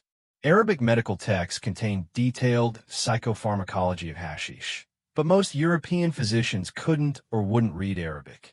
The knowledge existed, tantalizingly close, but separated by barriers of language and prejudice. The Herbal of English physician John Gerard, published in 1597, shows this cultural blindness clearly. Gerard describes hemp extensively. Cultivation requirements, fiber processing, seed uses, minor medicinal applications. He even mentions that the plant grows wild in many regions, suggesting anyone could access it easily. But nothing about consciousness, nothing about intoxication, nothing suggesting he knows people in other parts of the world use this plant very differently. Yet during this exact same period, European merchants and explorers were traveling extensively. Portuguese traders reached India and encountered Bang culture directly. Spanish conquistadors were establishing colonies in the Americas and planting hemp there. Dutch sailors encountered daga smoking in South Africa. These encounters were documented in travel narratives and reports sent back to Europe. The knowledge was available, it just wasn't integrating into mainstream European understanding. Here's where it gets interesting. Some Renaissance texts do contain hints of awareness. Rabelais, the French writer, mentions Pantagruelian, a miraculous plant that grants visions and is clearly based on cannabis. His description is satirical and fantastical, but it shows at least literary awareness that the plant might have consciousness-altering properties. Whether Rabelais knew this from personal experience, traveler's tales, or classical texts is unclear. By 1600, cannabis cultivation was thoroughly established across Europe. England mandated hemp growing to supply the Royal Navy with rope and sails. The Spanish required colonists in the Americas to plant hemp. The French cultivated it extensively for textiles. Cannabis was economically important, legally encouraged, and utterly misunderstood. The plant Europeans handled daily, processed into clothing and rope, painted onto and wrote books about, remained psychoactively invisible to them. The Renaissance saw explosive growth in botanical knowledge generally. New plants from the Americas, tomatoes, potatoes, tobacco, were being rapidly integrated and studied. But cannabis, which had been in Europe for millennia, stayed stubbornly stuck in the industrial fiber category. No Renaissance physician conducted experiments with cannabis tinctures or preparations designed to explore psychoactive effects. No curious scholar tried smoking it despite extensive contact with cultures that did. The plant, hiding in plain sight, remained hidden for another 2 centuries. Let yourself drift through a Renaissance garden, orderly and geometric. Smell the hemp growing alongside roses and medicinal herbs. Watch an artist stretching hemp canvas for a masterpiece. The plant serves faithfully, its deeper secrets locked away, waiting for a more curious age. The pages of the herbal turn, beautiful and incomplete. You're standing on the deck of a Portuguese caravel now, salt spray in your face. The age of exploration, roughly 1450 to 1750 CE, when European ships reached every habitable coast. And wherever those ships went, cannabis went with them, not as treasure or spice, but as the very material making the voyage possible. Every rope, every sail, every piece of rigging was made from hemp. Without cannabis fiber, the age of exploration simply couldn't have happened. Ships required massive amounts of rope for rigging, for anchoring, for securing cargo, for operating sails. A single large ship might need 50 tons of hemp rope and several tons of canvas sails. Hemp was the only fiber strong enough, durable enough, and rot-resistant enough for maritime use. Flax deteriorated too quickly in salt water. Cotton lacked sufficient strength. Hemp was irreplaceable, which meant empires rose or fell based on their access to cannabis fiber. England's Royal Navy became the world's most powerful fleet partly because England secured reliable hemp supplies. Initially from domestic cultivation, later from colonies and trade with Russia. The phrase naval supremacy could honestly be translated as hemp supremacy. Here's an eccentric detail. Columbus's ships, the Nina, Pinta, and Santa Maria, sailed to the Americas on hemp ropes and hemp canvas. The discovery of the New World happened because of cannabis fiber. Every voyage of exploration, every colonial expedition, every trade mission depended on hemp. The plant literally carried European expansion around the globe. And as Europeans established colonies, they immediately planted hemp. The Spanish brought cannabis to Chile in the 1540s. The English planted it in Virginia in 1611. The French cultivated it in Canada by the 1600s, not for smoking, not for medicine, but for the fiber European economies desperately needed. Colonial governments often mandated hemp cultivation. Virginia colonists were legally required to grow it. Farmers who didn't plant hemp faced fines. The plant was too economically essential to leave to individual choice. This means cannabis became one of the first crops deliberately cultivated by European colonists in the Americas. Alongside wheat, barley, and vegetables, hemp traveled immediately. But here's the fascinating part. While Europeans were forcing hemp cultivation in the Americas purely for industrial purposes, they were simultaneously encountering cannabis-using cultures in Africa and Asia. Portuguese traders in Africa witnessed daga smoking. Dutch colonists in South Africa documented extensive cannabis use among the Khoi. English merchants in India encountered bang culture and reported it with mixture of fascination and disapproval. These Europeans were seeing firsthand that the plant they used only for rope had entirely different applications. Yet this knowledge still didn't integrate into European culture in meaningful ways. Historians still argue about why European colonists didn't immediately start experimenting with cannabis consumption despite these encounters. Cultural superiority probably played a role. If primitive people smoked it, that made it suspect. Religious prejudice certainly mattered. Many European observers viewed indigenous drug use as evidence of paganism or moral deficiency. An economic focus might have been crucial. Hemp was too valuable as industrial fiber to waste on recreational or medical experimentation. The Russian Empire became Europe's primary hemp supplier by the 18th century. Vast fields in Ukraine and southern Russia produced fiber that European navies desperately needed. Control of hemp supplies became a geopolitical issue. Napoleon's continental system, which attempted to block British trade, specifically targeted hemp among other strategic materials. Britain feared losing access to Russian hemp more than losing access to most other commodities. Wars have been fought over less critical resources. Here's where it gets interesting.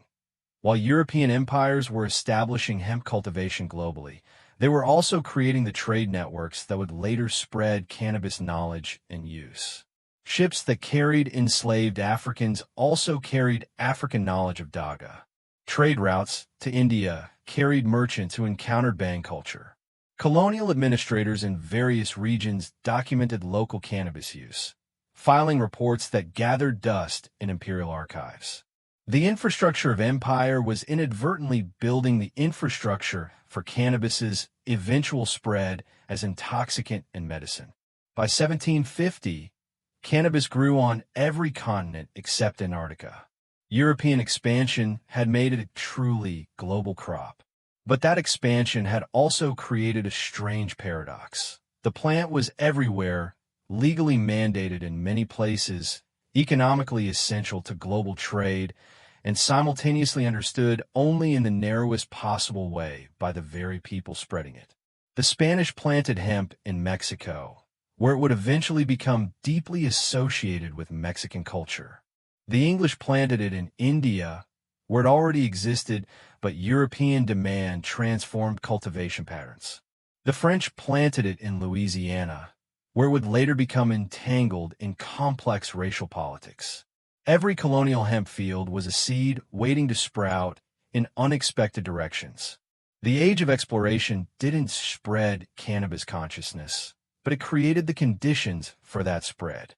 It put the plant everywhere, made it familiar and accessible, and exposed Europeans to cultures that used it very differently.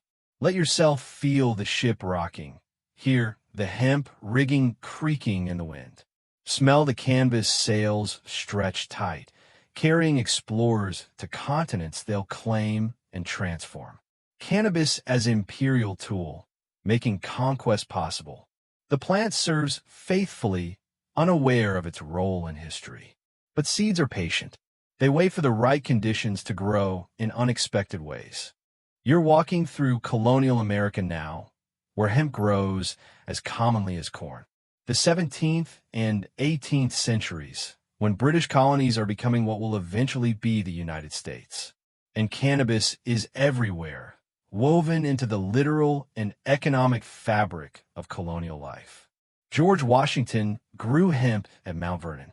Thomas Jefferson grew it at Monticello. Both kept detailed agricultural records documenting their hemp cultivation, planting schedules, harvest yields, processing methods. These weren't rebels sneaking forbidden plants into hidden gardens. This was standard, encouraged, economically sensible farming. Hemp was cash crop and patriotic duty combined. Washington's diary entries mention hemp repeatedly throughout his farming career. He noted when to separate male and female plants for seed production. He recorded weather conditions affecting growth. He complained about processing difficulties and labor shortages during harvest. These are the mundane observations of a farmer dealing with an important crop, nothing more. Some people claim Washington's writings contain hidden references to smoking hemp or cultivating it for psychoactive properties. They point to phrases like, "I took my hemp," or his notes about separating plants carefully. But historians examining the full context conclude these entries refer to perfectly ordinary agricultural practices, harvesting fiber, collecting seeds, standard farming operations. There's no credible evidence Washington or Jefferson understood or pursued cannabis's consciousness-altering properties.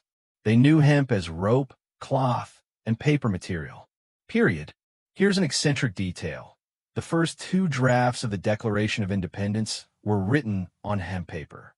The final version was written on parchment, but those initial drafts declaring American independence from British rule were inscribed on material made from cannabis. It's symbolically appropriate. Hemp helping birth a nation that would later, ironically, declare war on the same plant. Colonial Americans needed hemp for the same reasons everyone needed it, rope and textiles. But they also faced a specific problem, economic dependence on Britain. Every rope, every piece of cloth imported from England represented money flowing out of the colonies. Growing hemp domestically was both economically smart and politically rebellious. Self-sufficiency in hemp meant less dependence on British imports. So colonial governments pushed hemp cultivation aggressively. Virginia's 1619 law requiring every planter to grow hemp wasn't unique. Similar mandates appeared in other colonies throughout the 17th century. Farmers could pay taxes with hemp in some jurisdictions. It was that valuable and necessary. But here's where it gets complicated. While colonial authorities mandated hemp growing, they remained utterly unaware of its other uses. This was still industrial fiber, nothing more. Meanwhile, enslaved Africans brought to American colonies carried knowledge of daga from their homelands. Some undoubtedly recognized the hemp growing in colonial fields as related to the plant they'd known in Africa. Did they attempt to use it similarly?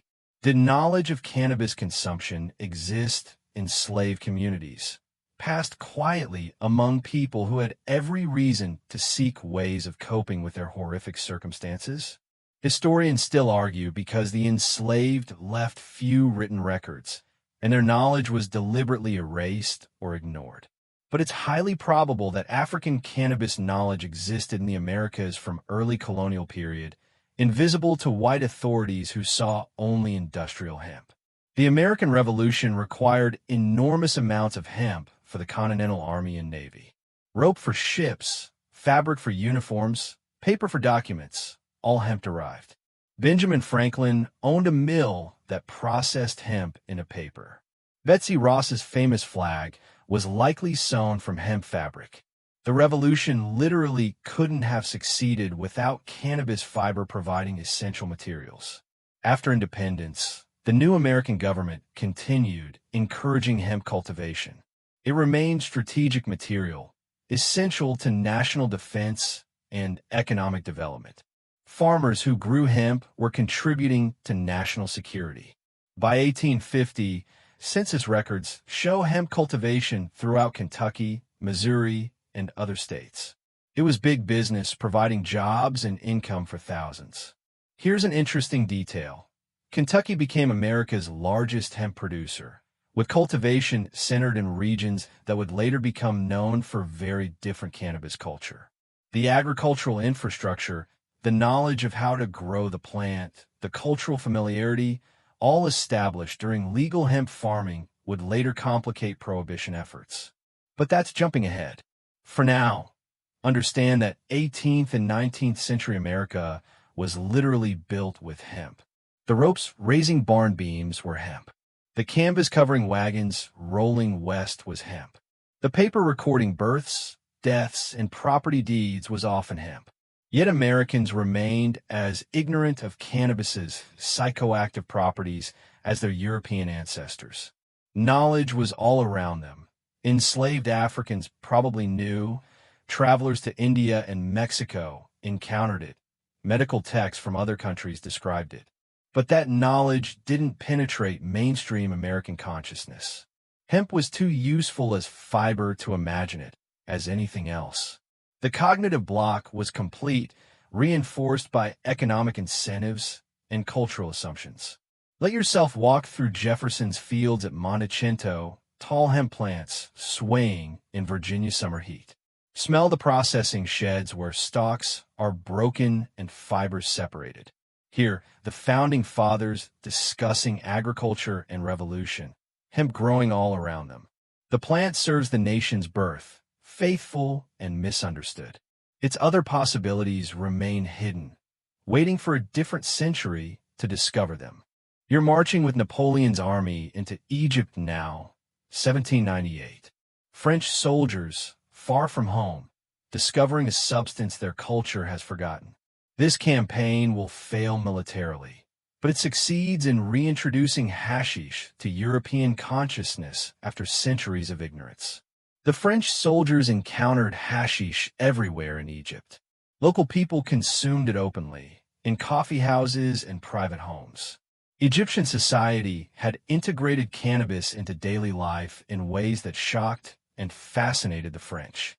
For soldiers accustomed to wine and brandy, hashish represented something exotic, dangerous, and alluring.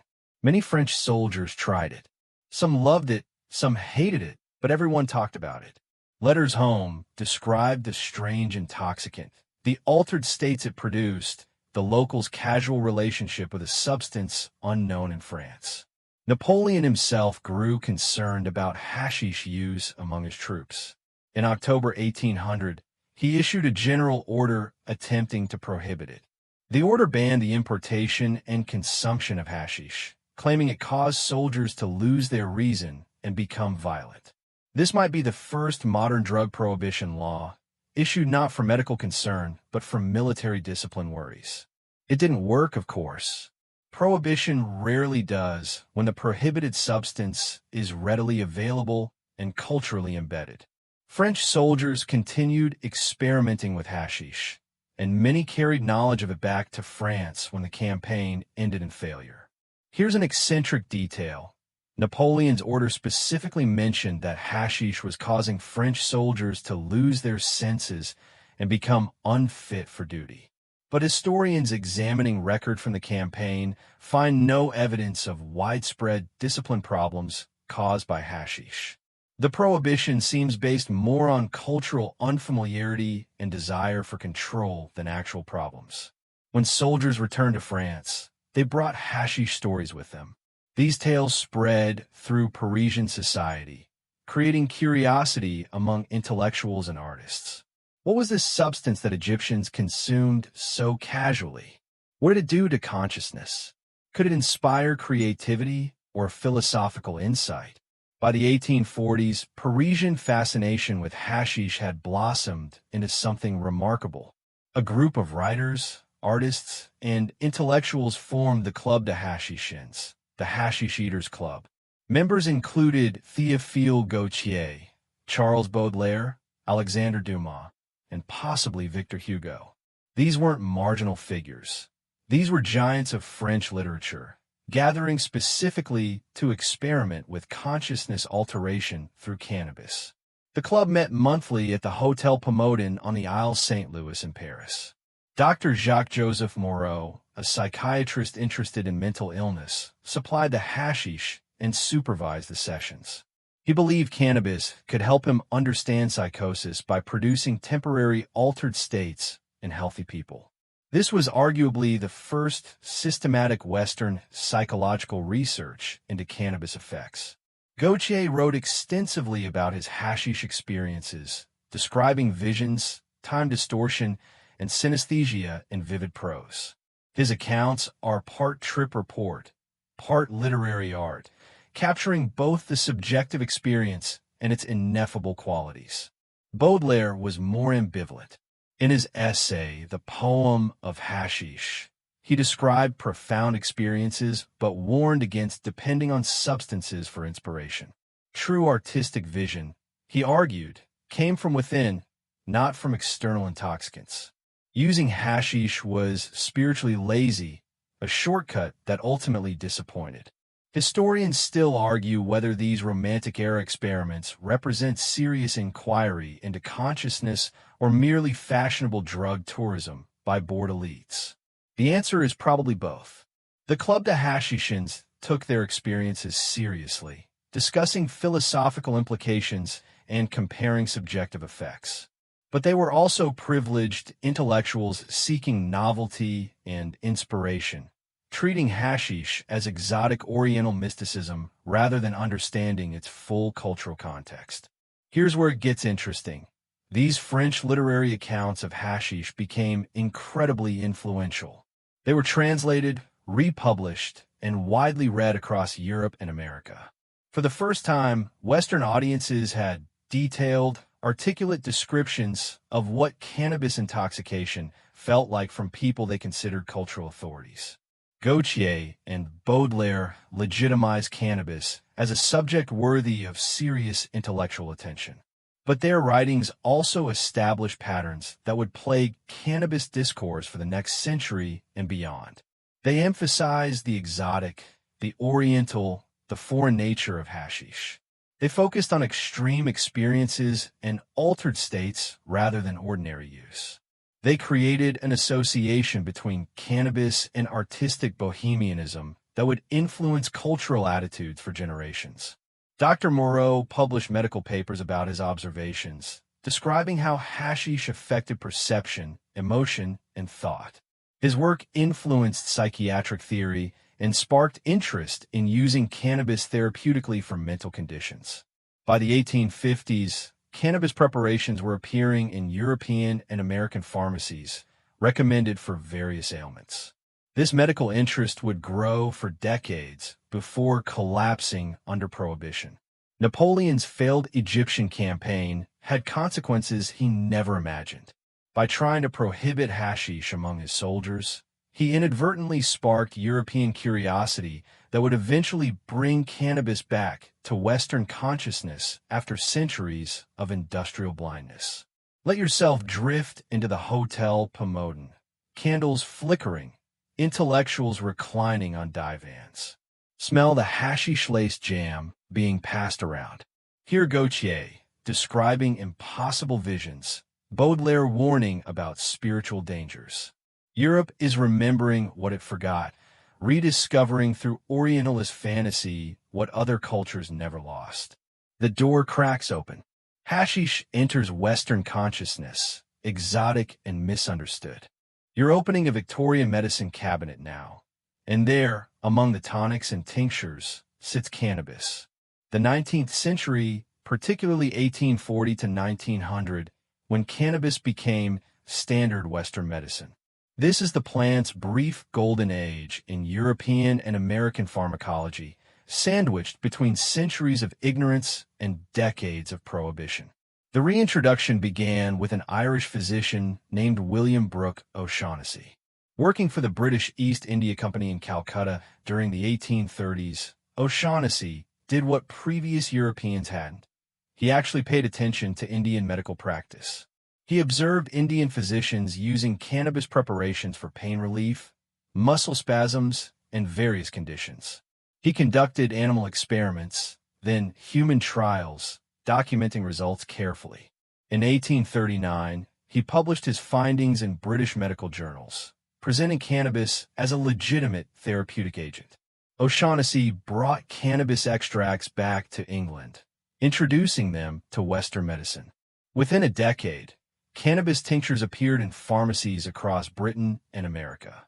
By 1850, cannabis was listed in the United States Pharmacopoeia, the official compendium of medical substances.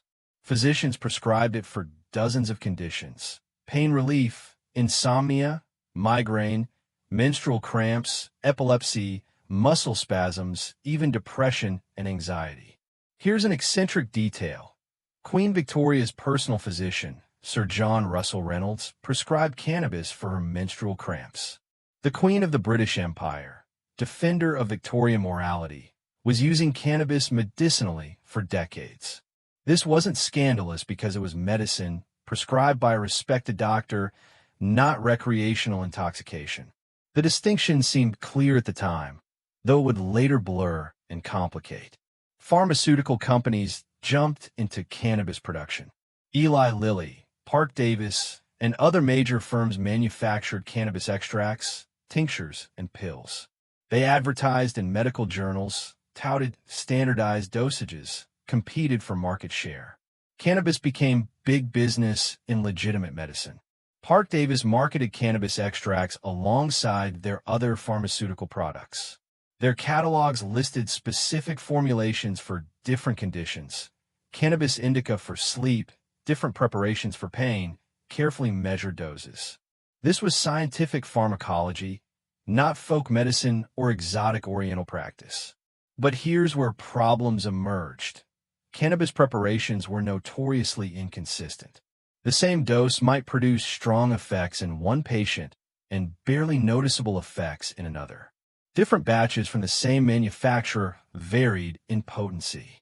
The active compounds, still unidentified chemically, degraded unpredictably during storage. Physicians complained about unreliable results. One patient would experience dramatic pain relief. Another would feel nothing using the identical preparation. This variability frustrated doctors accustomed to more predictable medications. Historians still argue whether these consistency problems doomed medical cannabis or whether other factors mattered more. The development of synthetic drugs certainly played a role. Aspirin, introduced in 1899, provided reliable pain relief with predictable effects. The hypodermic syringe, popularized in the mid-1800s, allowed morphine injection for immediate, powerful analgesia. Cannabis, which couldn't be injected and took time to work orally, seemed old-fashioned by comparison. Meanwhile, recreational cannabis use was beginning to emerge in American cities. Not widespread yet, but visible enough to create unease. Mexican immigrants brought marijuana smoking customs to the Southwest. Sailors from the Caribbean introduced it in port cities. Jazz musicians in New Orleans adopted it. These early recreational users existed completely separately from the middle-class patients receiving medical cannabis prescriptions. Different social classes, different forms of the drug, different cultural contexts. But eventually, they would collide with devastating results. Here's an interesting detail. Medical journals from the 1880s and 1890s contained detailed case reports of cannabis treatment. Physicians described using it for tetanus, chorea, rabies, and other serious conditions. The reports are clinical and measured, noting both successes and failures. This was serious medicine, documented according to scientific standards of the era. Sir William Osler, perhaps the most respected physician in America, called cannabis probably the most satisfactory treatment for migraine in his authoritative medical textbook. This wasn't fringe medicine. This was mainstream medical opinion from the profession's leading authority. By 1900, cannabis appeared in various patent medicines sold over-counter. Anyone could walk into a pharmacy and buy cannabis-containing products without prescription. They were advertised in newspapers alongside remedies for coughs, stomach problems, and general malaise. Cannabis was ordinary, unremarkable, legal, and medically accepted. The contrast with what comes next is staggering. Within 30 years, cannabis would transform from legitimate medicine to prohibited drug, from pharmacy staple to criminal substance. That transformation didn't happen because of new scientific discoveries about cannabis's dangers. It happened for reasons that had nothing to do with pharmacology and everything to do with politics, racism, and moral panic. But that's the next part of our story. For now, rest in this moment when cannabis was simply medicine. When Queen Victoria took it for cramps, when physicians prescribed it routinely, when pharmaceutical companies manufactured it alongside other legitimate drugs. Let yourself drift through a Victorian pharmacy, shelves lined with bottles bearing labels like cannabis indica extract and tincture of hemp. Smell the medicinal alcohol. Hear the pharmacist explaining dosage to a patient. The plant serves medical and mundane. Its brief acceptance is ending, though nobody knows it yet. The storm is gathering, but for now, there's only the quiet clink of medicine bottles. You're standing in colonial India now, watching British administrators confront something that troubles them deeply. The year is 1893, and cannabis use is everywhere. Millions of Indians consume bhang, ganja, and charas regularly, in religious ceremonies, as medicine, recreationally, socially. The British Empire, ruling India with iron certainty about European superiority, doesn't know what to make of this. Some colonial officials want to prohibit cannabis entirely. They see it as evidence of Indian moral deficiency, a vice that keeps the population lazy and unproductive. Temperance movements back in Britain are gaining power, pushing prohibition of alcohol and other intoxicants. Why not extend that civilizing mission to India's drug habits? But other officials recognize the complexity. Cannabis is woven too deeply into Indian culture to simply ban. Religious festivals depend on bhang. Ayurvedic medicine relies on it. Millions of people use it daily without apparent problems. Would prohibition even be possible, or would it simply create massive enforcement problems? The British government decides to study the question systematically. They appoint the Indian Hemp Drugs Commission, tasking it with investigating cannabis use throughout India and making recommendations. This becomes the most comprehensive drug study conducted anywhere in the 19th century. The commission spent 2 years gathering evidence. They interviewed over 1,100 witnesses, doctors, soldiers, holy men, merchants, farmers, government officials. They visited hospitals and asylums, looking for evidence of cannabis-caused insanity. They examined cultivation practices and taxation systems. They reviewed medical literature from multiple countries. The resulting report, published in 1894, runs to 3,281 pages across 7 volumes. It's monumentally thorough, and its conclusions surprised many. Here's what the commission found. Cannabis use in moderate amounts appeared relatively harmless. Most users experienced no significant negative effects. The plant served legitimate medical, religious, and social purposes throughout Indian society. Excessive use could cause problems, but so could excessive use of anything. The commission found no evidence that cannabis caused insanity, crime, or social collapse. They recommended against prohibition, suggesting instead that the existing taxation and regulation system continue. Banning cannabis would be impractical, expensive, and likely to fail while creating black markets and enforcement nightmares. Here's an eccentric detail. The commission specifically investigated claims that cannabis made users violent or criminal. They found the opposite. Cannabis users tended toward passivity and introspection, not aggression. The stereotype of the violent cannabis user was contradicted by actual evidence. This finding would be ignored repeatedly over the next century as prohibition advocates made exactly the claims the commission disproved. The report represented a remarkable moment of evidence-based drug policy. British officials actually studied cannabis use systematically, gathered extensive data, and made recommendations based on findings rather than prejudice.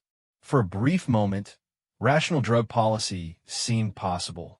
Historians still argue about whether the report influenced drug policy significantly.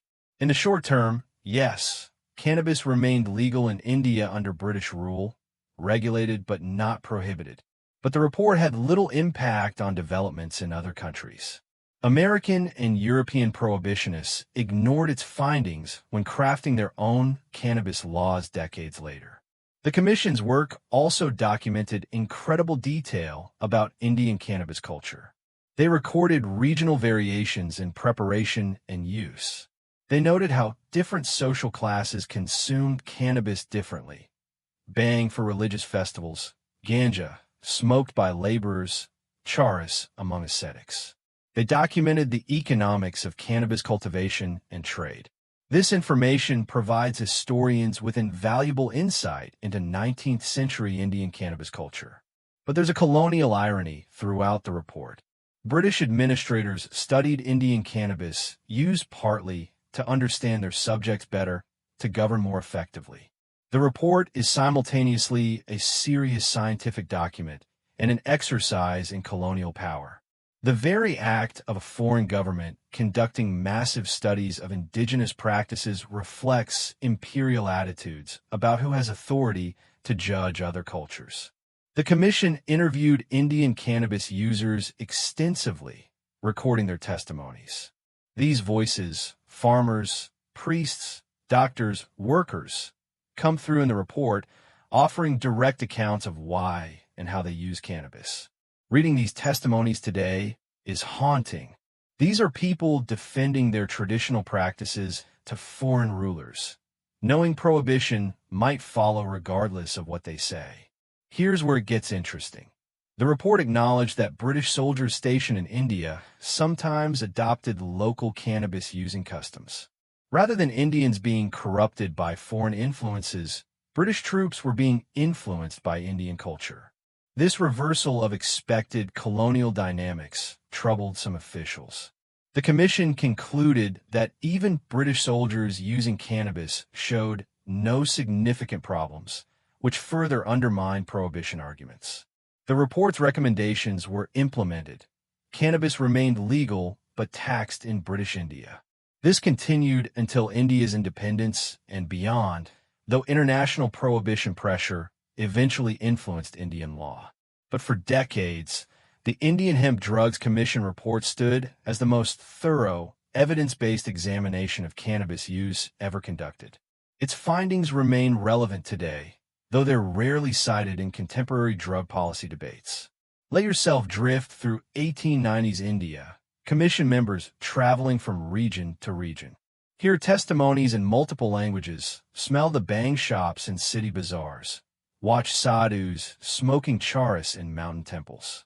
Imagine British officials actually listening, actually documenting, actually trying to understand rather than simply condemn.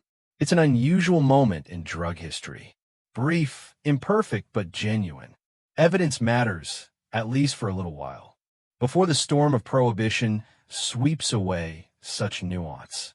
You're watching cannabis transform from medicine to menace now, a metamorphosis driven by fear rather than science. America, roughly 1900 to 1937, when everything changes. The plant that filled George Washington's fields, eased Queen Victoria's cramps, and appeared in every pharmacy becomes public enemy number one. The story of how this happened is ugly, rooted in racism, yellow journalism, and bureaucratic ambition. It begins with Mexican immigration. During the Mexican Revolution of 1910, refugees fled north across the border, bringing their customs with them. Among those customs was smoking marijuana, cannabis used recreationally, something Americans didn't typically do despite the plant's ubiquity. White Americans used cannabis medicinally from pharmacies, called it cannabis or Indian hemp. Mexican immigrants smoked marijuana recreationally, a completely different cultural context. The same plant, different names, different uses, different social perceptions. In the American Southwest, newspapers began publishing lurid stories about marijuana-crazed Mexicans committing crimes. These stories were almost entirely fabricated or wildly exaggerated, but they found eager audiences among white readers already anxious about immigration. Marijuana became associated with foreignness, with people who didn't speak English, with perceived threats to American culture. Here's an eccentric detail. Some early anti-marijuana propaganda claimed the drug made Mexican men especially dangerous to white women. This was the exact same rhetoric previously used against black men and cocaine, Chinese immigrants and opium. America has a long, shameful history of using drug panics to justify racism. The pattern repeats predictably.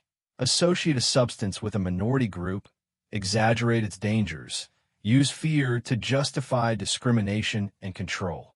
By the 1920s, marijuana smoking had spread to jazz culture in New Orleans and other cities. Black musicians adopted it, and suddenly marijuana was associated with another racial minority white America feared. Jazz itself was considered dangerous, primitive, sexually suggestive, and here was a drug associated with jazz musicians. The racist conflation was deliberate.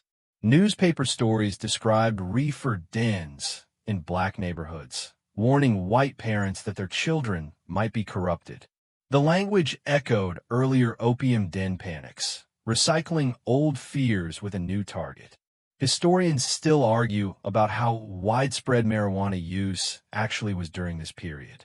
The hysterical newspaper coverage suggests an epidemic, but evidence indicates use remained relatively rare, concentrated in specific communities and subcultures.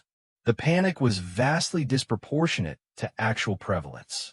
Enter Harry Anslinger, appointed head of the Federal Bureau of Narcotics in 1930. Anslinger needed to justify his agency's existence and budget. Prohibition of alcohol was ending, which would eliminate a major law enforcement target. Anslinger found his replacement target in marijuana. He launched a propaganda campaign that would make Joseph Goebbels proud. Anslinger gave speeches claiming marijuana caused insanity and murder. He fed sensationalized stories to newspapers, which published them without fact-checking. He testified before Congress with fabricated statistics and anecdotal horror stories presented as typical cases. He explicitly used racist language, claiming marijuana made black men forget their place in society and lust after white women. This wasn't scientific public health policy. This was deliberate fear-mongering with overtly racist motivations. Here's where it gets particularly cynical. Anslinger knew his claims were false. His own agency's files contained reports contradicting his public statements. But truth mattered less than building public support for prohibition and expanding his bureau's power and budget. The propaganda worked. State after state passed marijuana prohibition laws through the 1920s and 1930s. These laws often explicitly targeted Mexican and black communities, with enforcement concentrated in minority neighborhoods. In 1937, Congress passed the Marijuana Tax Act, effectively prohibiting cannabis at the federal level. The hearings were perfunctory, lasting just 2 hours. Almost no medical or scientific testimony was heard. The American Medical Association actually opposed the law, arguing that cannabis had legitimate medical uses. Their testimony was dismissed. The few voices of reason were drowned out by Anslinger's propaganda and legislators' eagerness to appear tough on crime and drugs. Here's a stunning detail.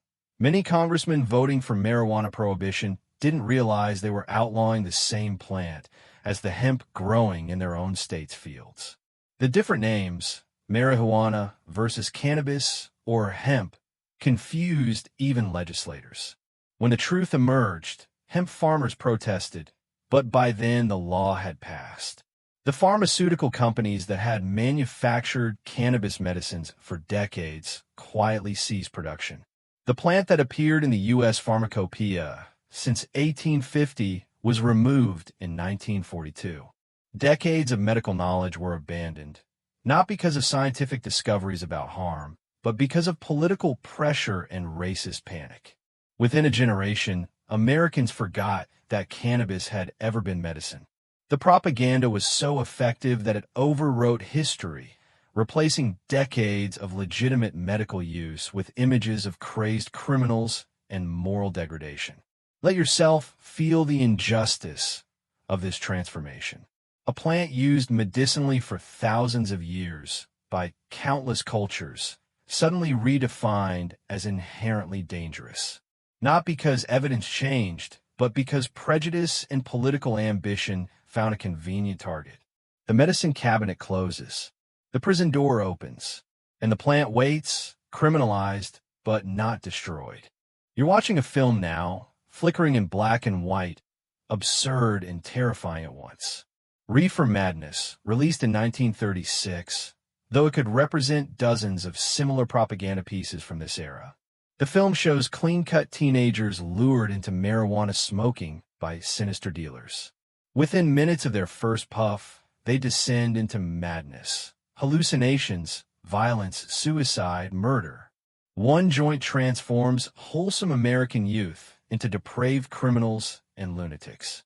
The film is so over the top that it eventually became a cult comedy, audiences laughing at its ridiculous exaggerations. But in 1930s and 1940s, people believed this stuff. or enough people believed it that prohibition became politically unstoppable. The propaganda campaign extended far beyond one film. Newspapers ran regular scare stories about marijuana.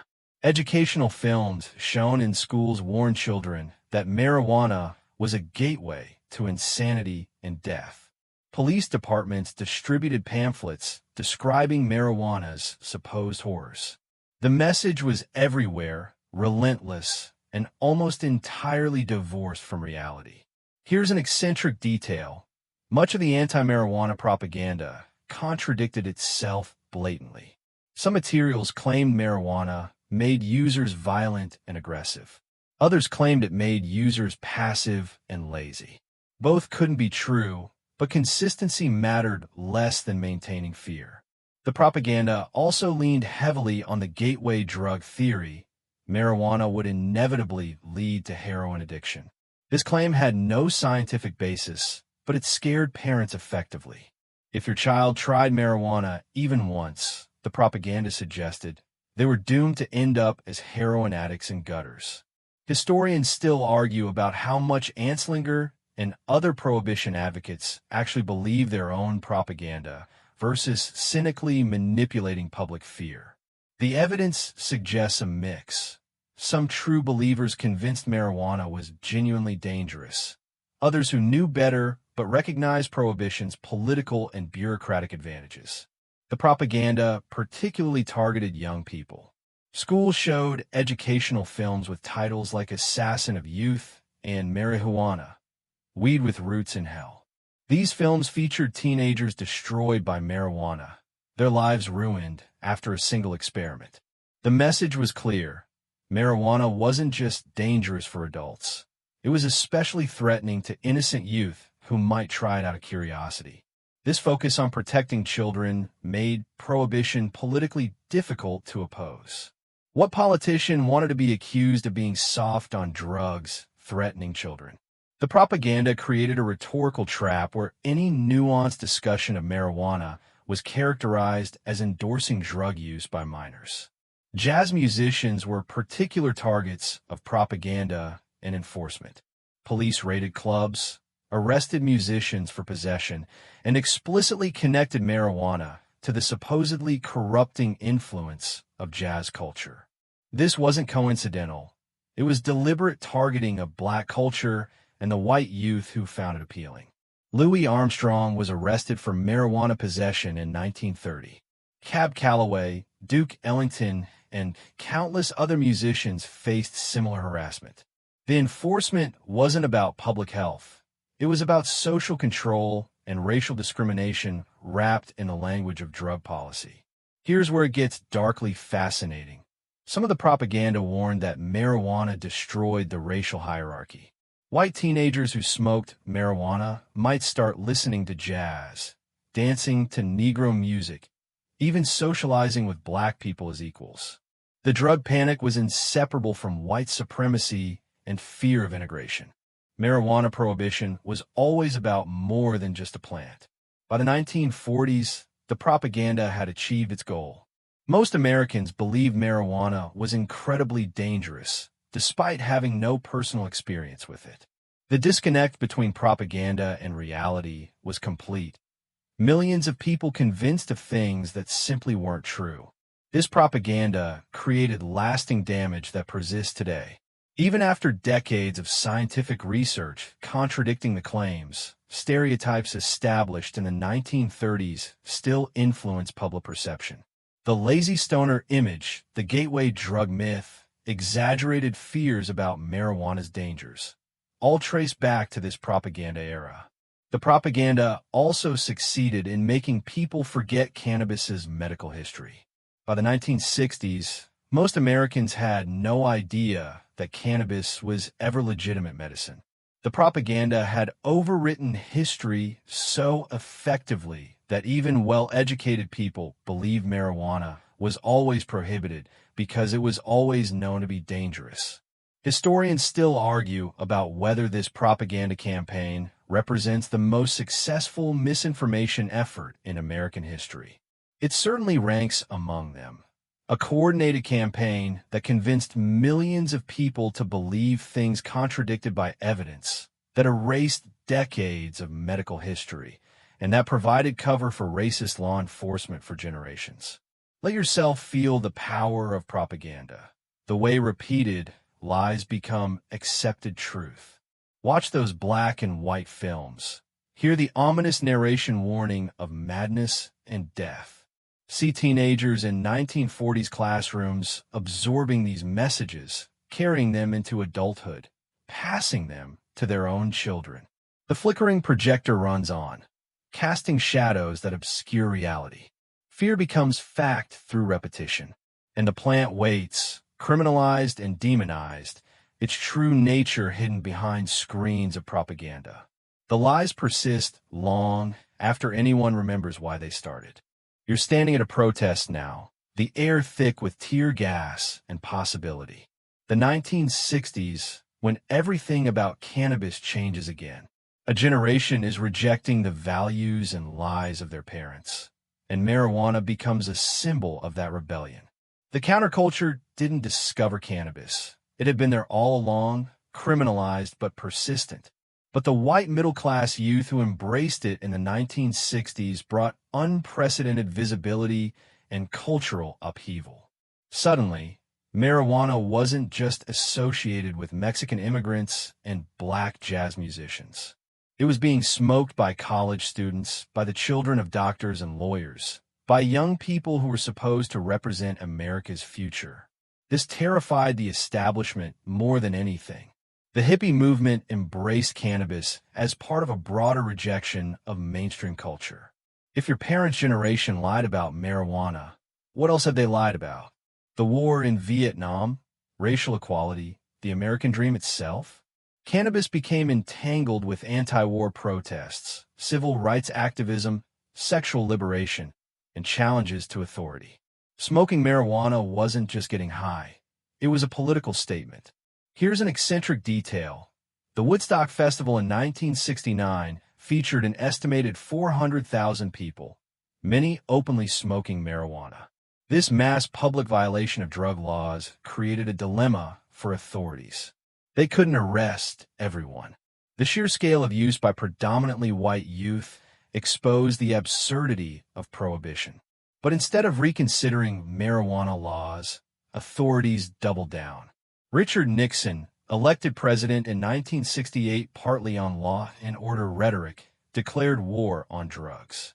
In private recordings that emerged later, Nixon explicitly connected marijuana prohibition to political enemies. He wanted to criminalize the anti-war left and black communities, and drug laws provided a legal pretext. John Ehrlichman, Nixon's domestic policy advisor, later admitted this directly. In a stunning 1994 interview, he said, "We knew we couldn't make it illegal to be either against the war or black, but by getting the public to associate the hippies with marijuana and blacks with heroin, and then criminalizing both heavily, we could disrupt those communities." Read that again slowly. Cannabis prohibition was explicitly designed as a weapon against political dissent and racial minorities. This wasn't conspiracy theory. This was admitted strategy from inside the White House. The Controlled Substances Act of 1970 placed marijuana in Schedule I, the most restrictive category. Schedule I supposedly means a substance has no medical value and high potential for abuse.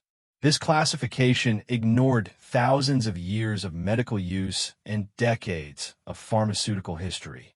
It was political decision disguised as scientific classification. Historians still argue about whether Nixon actually believed marijuana was as dangerous as heroin, or whether he simply found drug prohibition politically useful.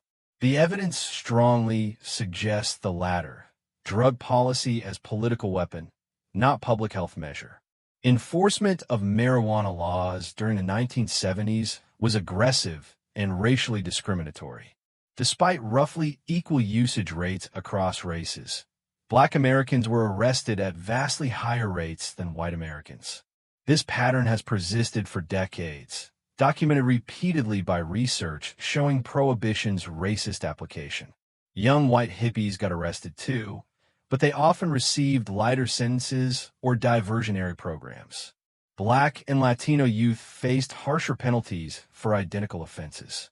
The same marijuana laws applied differently based on race. Here's where it gets interesting. While Nixon was escalating the drug war, he also appointed the Schaefer Commission to study marijuana and make recommendations. The commission, officially called the National Commission on Marijuana and Drug Abuse, conducted extensive research. They reviewed scientific literature, commissioned studies, held hearings. In 1972, they recommended decriminalizing personal marijuana use. The commission found that marijuana was less dangerous than previously claimed, that prohibition caused more harm than the drug itself, and that criminal penalties were unjustified. Nixon ignored the commission's findings completely. He'd appointed them expecting scientific validation of his war on drugs. When they delivered evidence-based recommendations contradicting his political agenda, he simply disregarded them. This pattern would repeat. Evidence ignored in favor of ideology and political convenience. By the late 1970s, some states began decriminalizing marijuana possession. Oregon led in 1973, followed by others. These reforms reflected growing public recognition that marijuana prohibition was failing and unjust.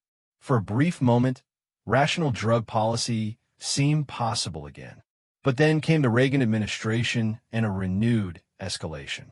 The 1980s saw mandatory minimum sentences, expanded enforcement, prison populations exploding. The war on drugs intensified, with marijuana as a primary target despite being relatively harmless. The counterculture's embrace of cannabis had lasting effects beyond immediate politics. It normalized marijuana use among white middle-class Americans in ways that would eventually enable legalization decades later. The children and grandchildren of 1960s hippies would grow up knowing marijuana users personally, recognizing the disconnect between propaganda and reality. Let yourself drift through a 1969 protest. Smell the marijuana smoke mixing with tear gas. Hear Jefferson Airplane playing, see flowers and rifle barrels. Feel the revolutionary possibility and brutal crackdown happening simultaneously. Cannabis as symbol and weapon, liberation and excuse for oppression. The plant caught in culture wars, its actual properties almost irrelevant to the battles fought over it. The smoke rises over crowds, hazy and defiant. Authority responds with force, not understanding that you can't arrest an idea. You're in a laboratory now, fluorescent lights humming, where scientists are finally understanding what humans have used for millennia. The 1960s through 1990s, when cannabis stops being merely a political football and becomes, once again, a subject of serious science. The breakthrough begins in 1964, when Israeli chemist Raphael Mechoulam isolates and synthesizes THC. For the first time, scientists identify the primary psychoactive compound in cannabis. This is remarkable. Humans had used cannabis for thousands of years without knowing precisely what molecule created its effects. Mechoulam's work opens doors that had been sealed by prohibition. Suddenly, cannabis is a legitimate research subject again, at least in laboratories willing to navigate the complex legal restrictions. But identifying THC raises a bigger question. How does this molecule affect the brain? What is it interacting with inside human neurons? The answer takes decades to discover, and when it arrives, it's stunning. In 1988, researchers discover the first cannabinoid receptor in rat brains. They name it CB1. A few years later, they find CB2 receptors, primarily in the immune system. These receptors exist throughout the human body, concentrated in the brain, but present in nearly every tissue. Here's the mind-bending part. These receptors didn't evolve for cannabis. The human body produces its own cannabinoid-like molecules, endocannabinoids. We have an entire physiological system, the endocannabinoid system, regulating mood, memory, pain sensation, appetite, immune function, and more. Cannabis works because it happens to produce molecules similar to ones our bodies naturally make.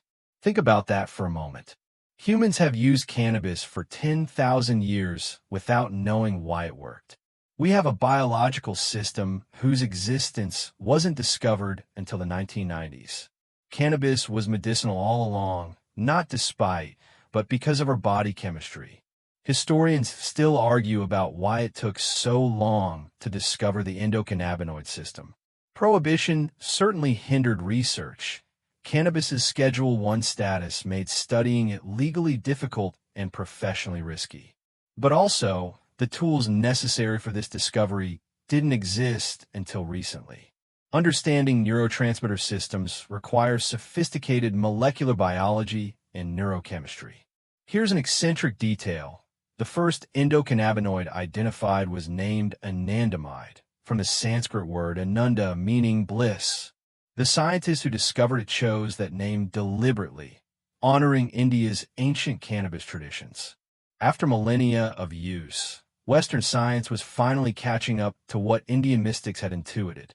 The discovery of the endocannabinoid system revolutionized understanding of cannabis pharmacology. Suddenly, cannabis's diverse effects made sense. It helped pain because endocannabinoid receptors regulate pain signaling. It increased appetite because the endocannabinoid system modulates hunger. It affected mood because cannabinoid receptors are concentrated in brain regions, controlling emotion. This wasn't some foreign substance randomly disrupting brain function. It was a plant producing molecules that fit naturally into existing human physiology. Medical research on cannabis exploded despite legal obstacles. Studies on pain relief, glaucoma, nausea from chemotherapy, multiple sclerosis spasticity, epilepsy, and dozens of other conditions. Not all studies found benefits, but many did, confirming what historical medical use had suggested. The discovery also explained individual variation in response to cannabis.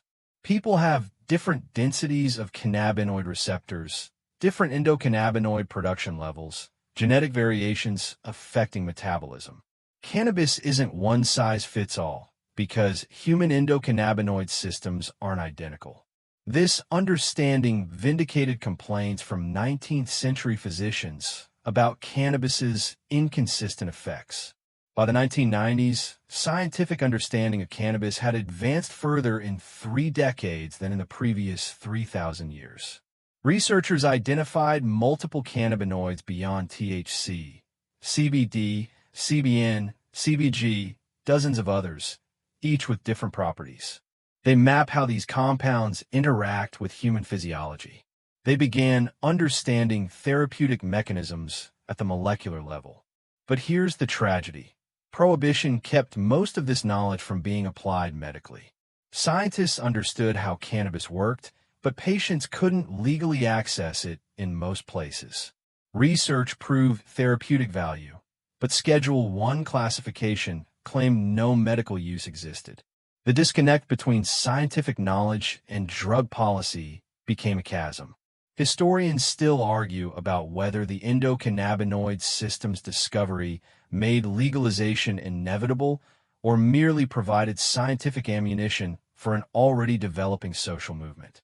Probably both. The science gave reform advocates evidence-based arguments, while shifting public attitudes made people receptive to that evidence. The discovery also raised profound questions. Why do humans have this system?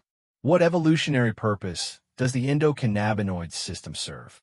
Research suggests it's ancient, present in all vertebrates, fundamental to numerous physiological processes.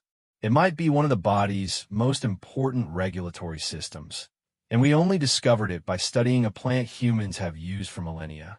Let yourself drift through that laboratory, smell the chemical reagents, hear the equipment humming.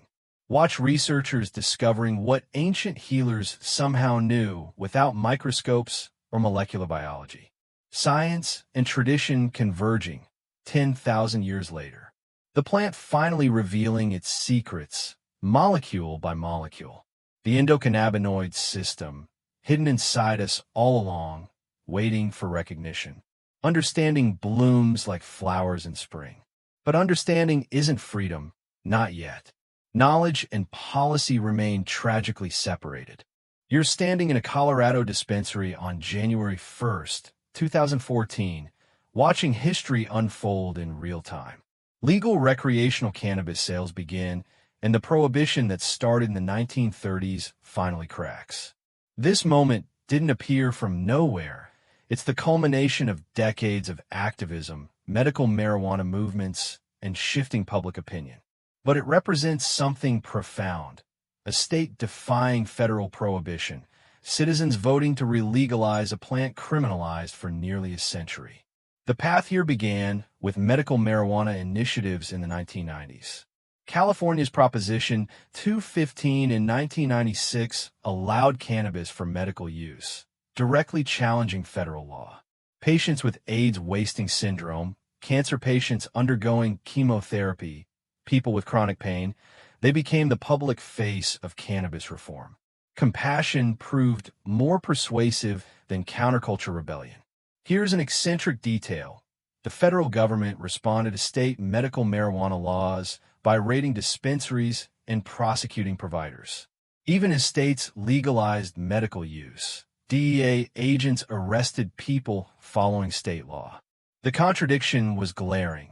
Sick patients and their caregivers treated as criminals for using medicine their states had legalized.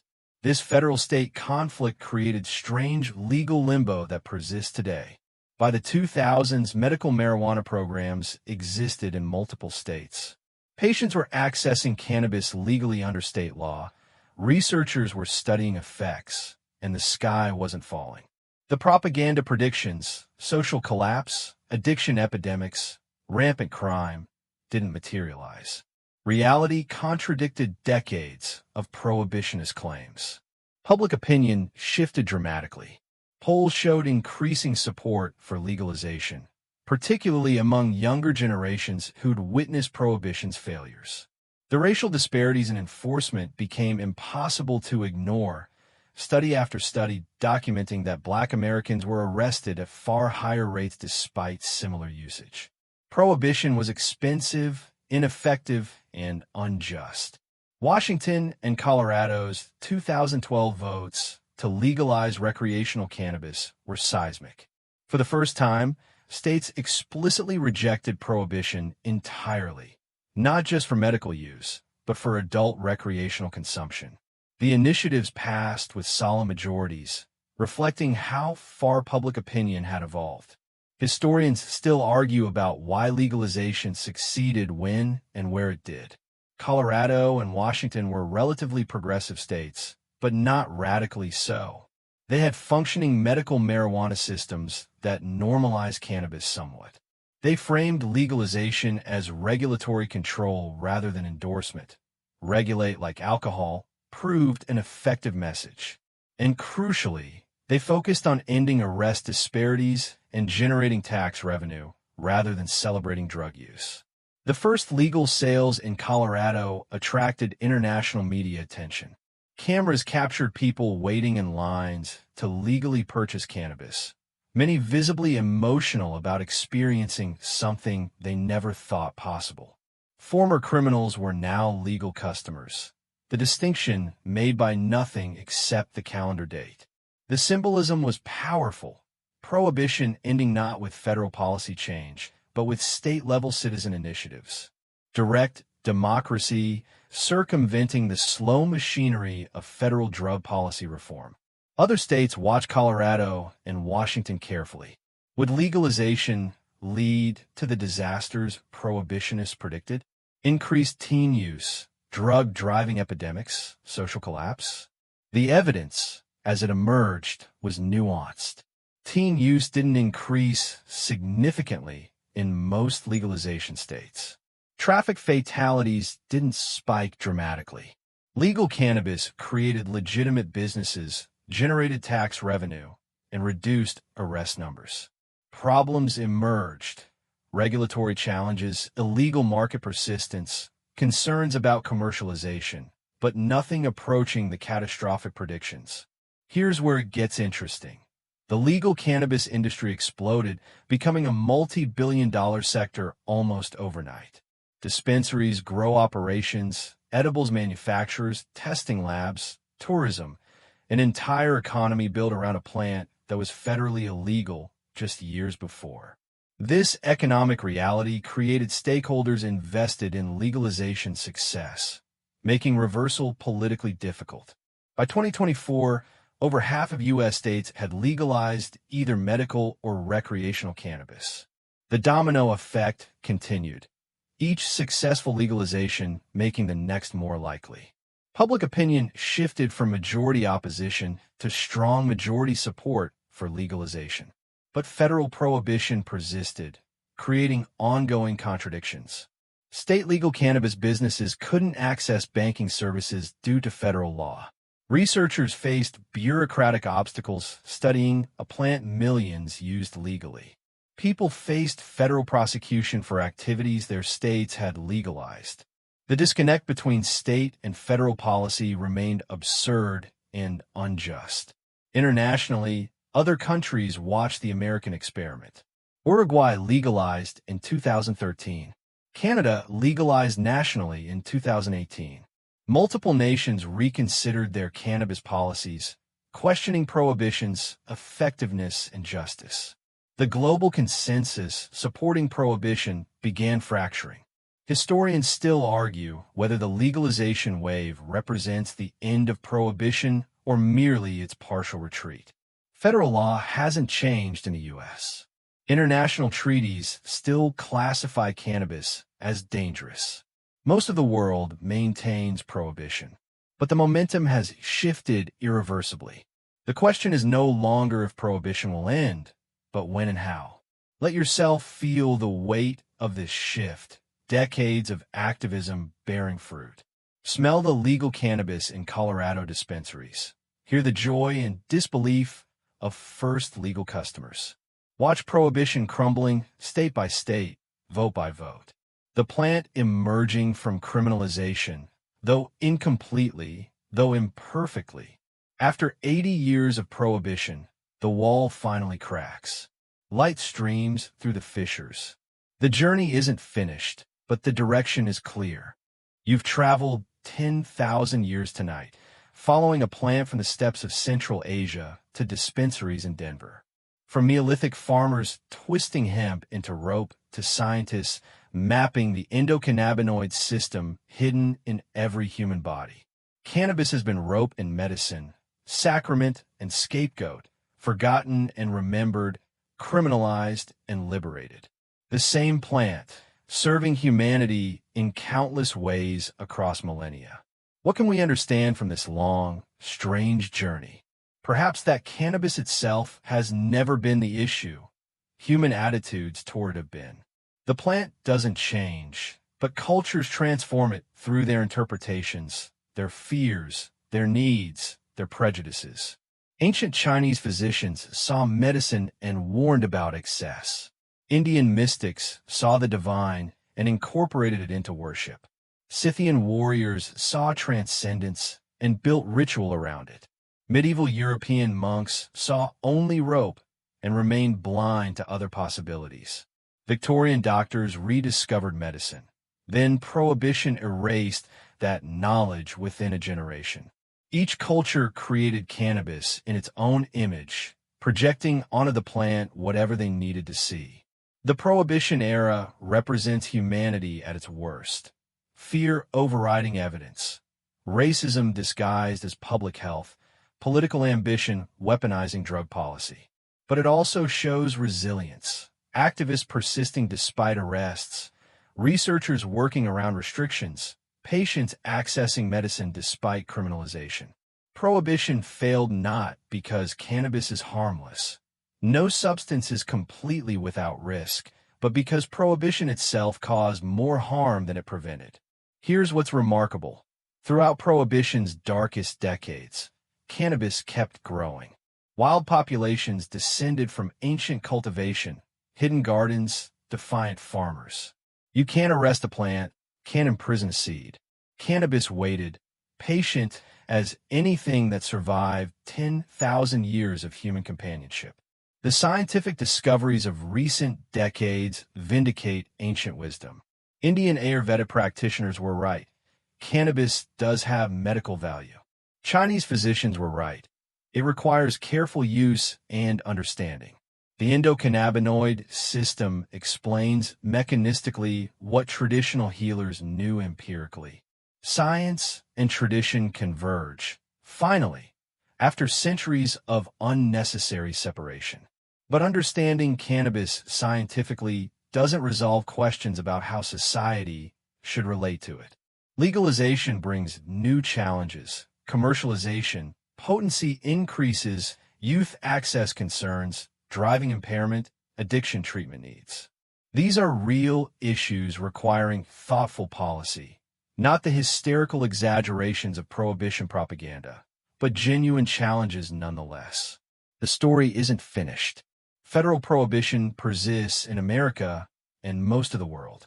Thousands remain imprisoned for cannabis offenses, their lives destroyed by laws increasingly recognized as unjust. Racial disparities in enforcement continue even in legalization states. The legacy of prohibition's racism and injustice demands repair, not just reform. Historians will debate how future generations judge this era. Will they see prohibition as a temporary madness, an aberration in cannabis's long human history? Or will they see it as a warning about how easily fear and prejudice can override evidence and compassion? Perhaps both. What seems certain is that cannabis will outlast prohibition, just as it outlasted empires and ice ages and countless human civilizations. The plant that traveled from Central Asian steppes to every continent except Antarctica has proven remarkably adaptable and persistent. It will be here long after current drug policies are forgotten. Let yourself rest now in this long view, this 10,000-year perspective. Feel the weight of all that history, all those cultures, all those uses, rope and medicine, sacrament and scapegoat, forgotten and remembered. The plant persists, offering its gifts to those who approach with respect and knowledge. The Neolithic farmers who first cultivated cannabis couldn't have imagined hydroponics or cannabinoid receptors or federal prohibition. The Scythian warriors howling in their smoke-filled tents couldn't have predicted Victorian pharmacies or reefer madness propaganda or Colorado dispensaries. History surprises, always. But some things remain constant. Humans seeking relief from pain, pursuing altered consciousness, finding practical uses for the natural world, and making both wise and foolish choices about all of the above. Cannabis has witnessed our entire agricultural civilization, from its beginning to whatever comes next. It has served us faithfully in countless ways, been criminalized unjustly, and now slowly returns to legitimacy. The circle completes, though imperfectly, though incompletely. Knowledge lost is being recovered. Medicine prohibited is becoming available again. People imprisoned for a plant are slowly, too slowly, being freed. The smoke that rose from Scythian tents 2,500 years ago still rises today, carrying prayers and purposes as varied as humanity itself. Let your breathing slow now, deeper and longer. Feel yourself drifting, the history settling like sediment. 10,000 years compressed into a few hours, empires rising and falling, knowledge gained and lost and recovered. All of it flowing through you now as you release it. Let it go, allow sleep to come. The plant waits in the earth, patient and persistent. The seeds know how to sleep through winters and awake in a spring. They've been doing it for 10,000 years. They'll be doing it long after you and I are dust. There's comfort in that continuity, that persistence, that patient green growing thing that outlasts all our human drama. Rest now. Let the history fade. Let the journey end where it began, with seeds in soil, with patience, with the slow turning of seasons. Cannabis has always been about waiting, waiting to sprout, waiting to flower, waiting for harvest, waiting through prohibition to bloom again. You can wait too. Wait for sleep, wait for dreams, wait for morning. The plant teaches patience, if nothing else. And so we end where we began, with a question answered, but mysteries remaining. When did people start smoking weed? Thousands of years ago, and yesterday, and tomorrow. The smoke rises, the smoke clears, the smoke rises again. Time turns, seasons change, but the seeds remember. Sleep now. The story is told. The journey complete. Sweet dreams await. And so our journey through cannabis history comes to its gentle end. You've walked with ancient farmers, sailed with explorers, witnessed prohibition and liberation. You've seen how a single plant has shaped and been shaped by human civilization for 10,000 years.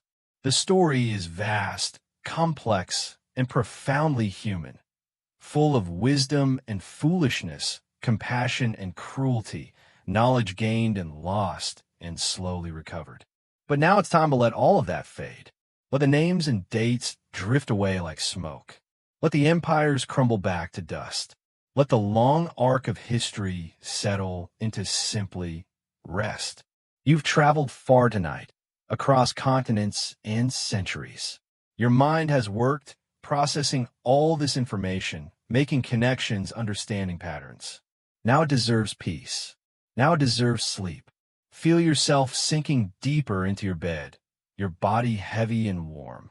The pillow cradles your head like earth cradling seeds. Your breathing slows to the rhythm of growing things, patient, steady, natural. There's nothing more you need to know tonight. Nothing more you need to remember. The history will be there tomorrow if you want it. Tonight, there's only this moment, this breath, this gentle descent into sleep. The cannabis plant, after all its journeys, always returns to the soil. Seeds rest in darkness, gathering strength for spring. You can rest too. Let darkness embrace you. Let sleep claim you gently, completely. The 10,000-year journey ends in this single peaceful moment. You are safe. You are comfortable. You are exactly where you need to be. And sleep, patient as any seed waiting through winter, welcomes you home. End of script. Sweet dreams.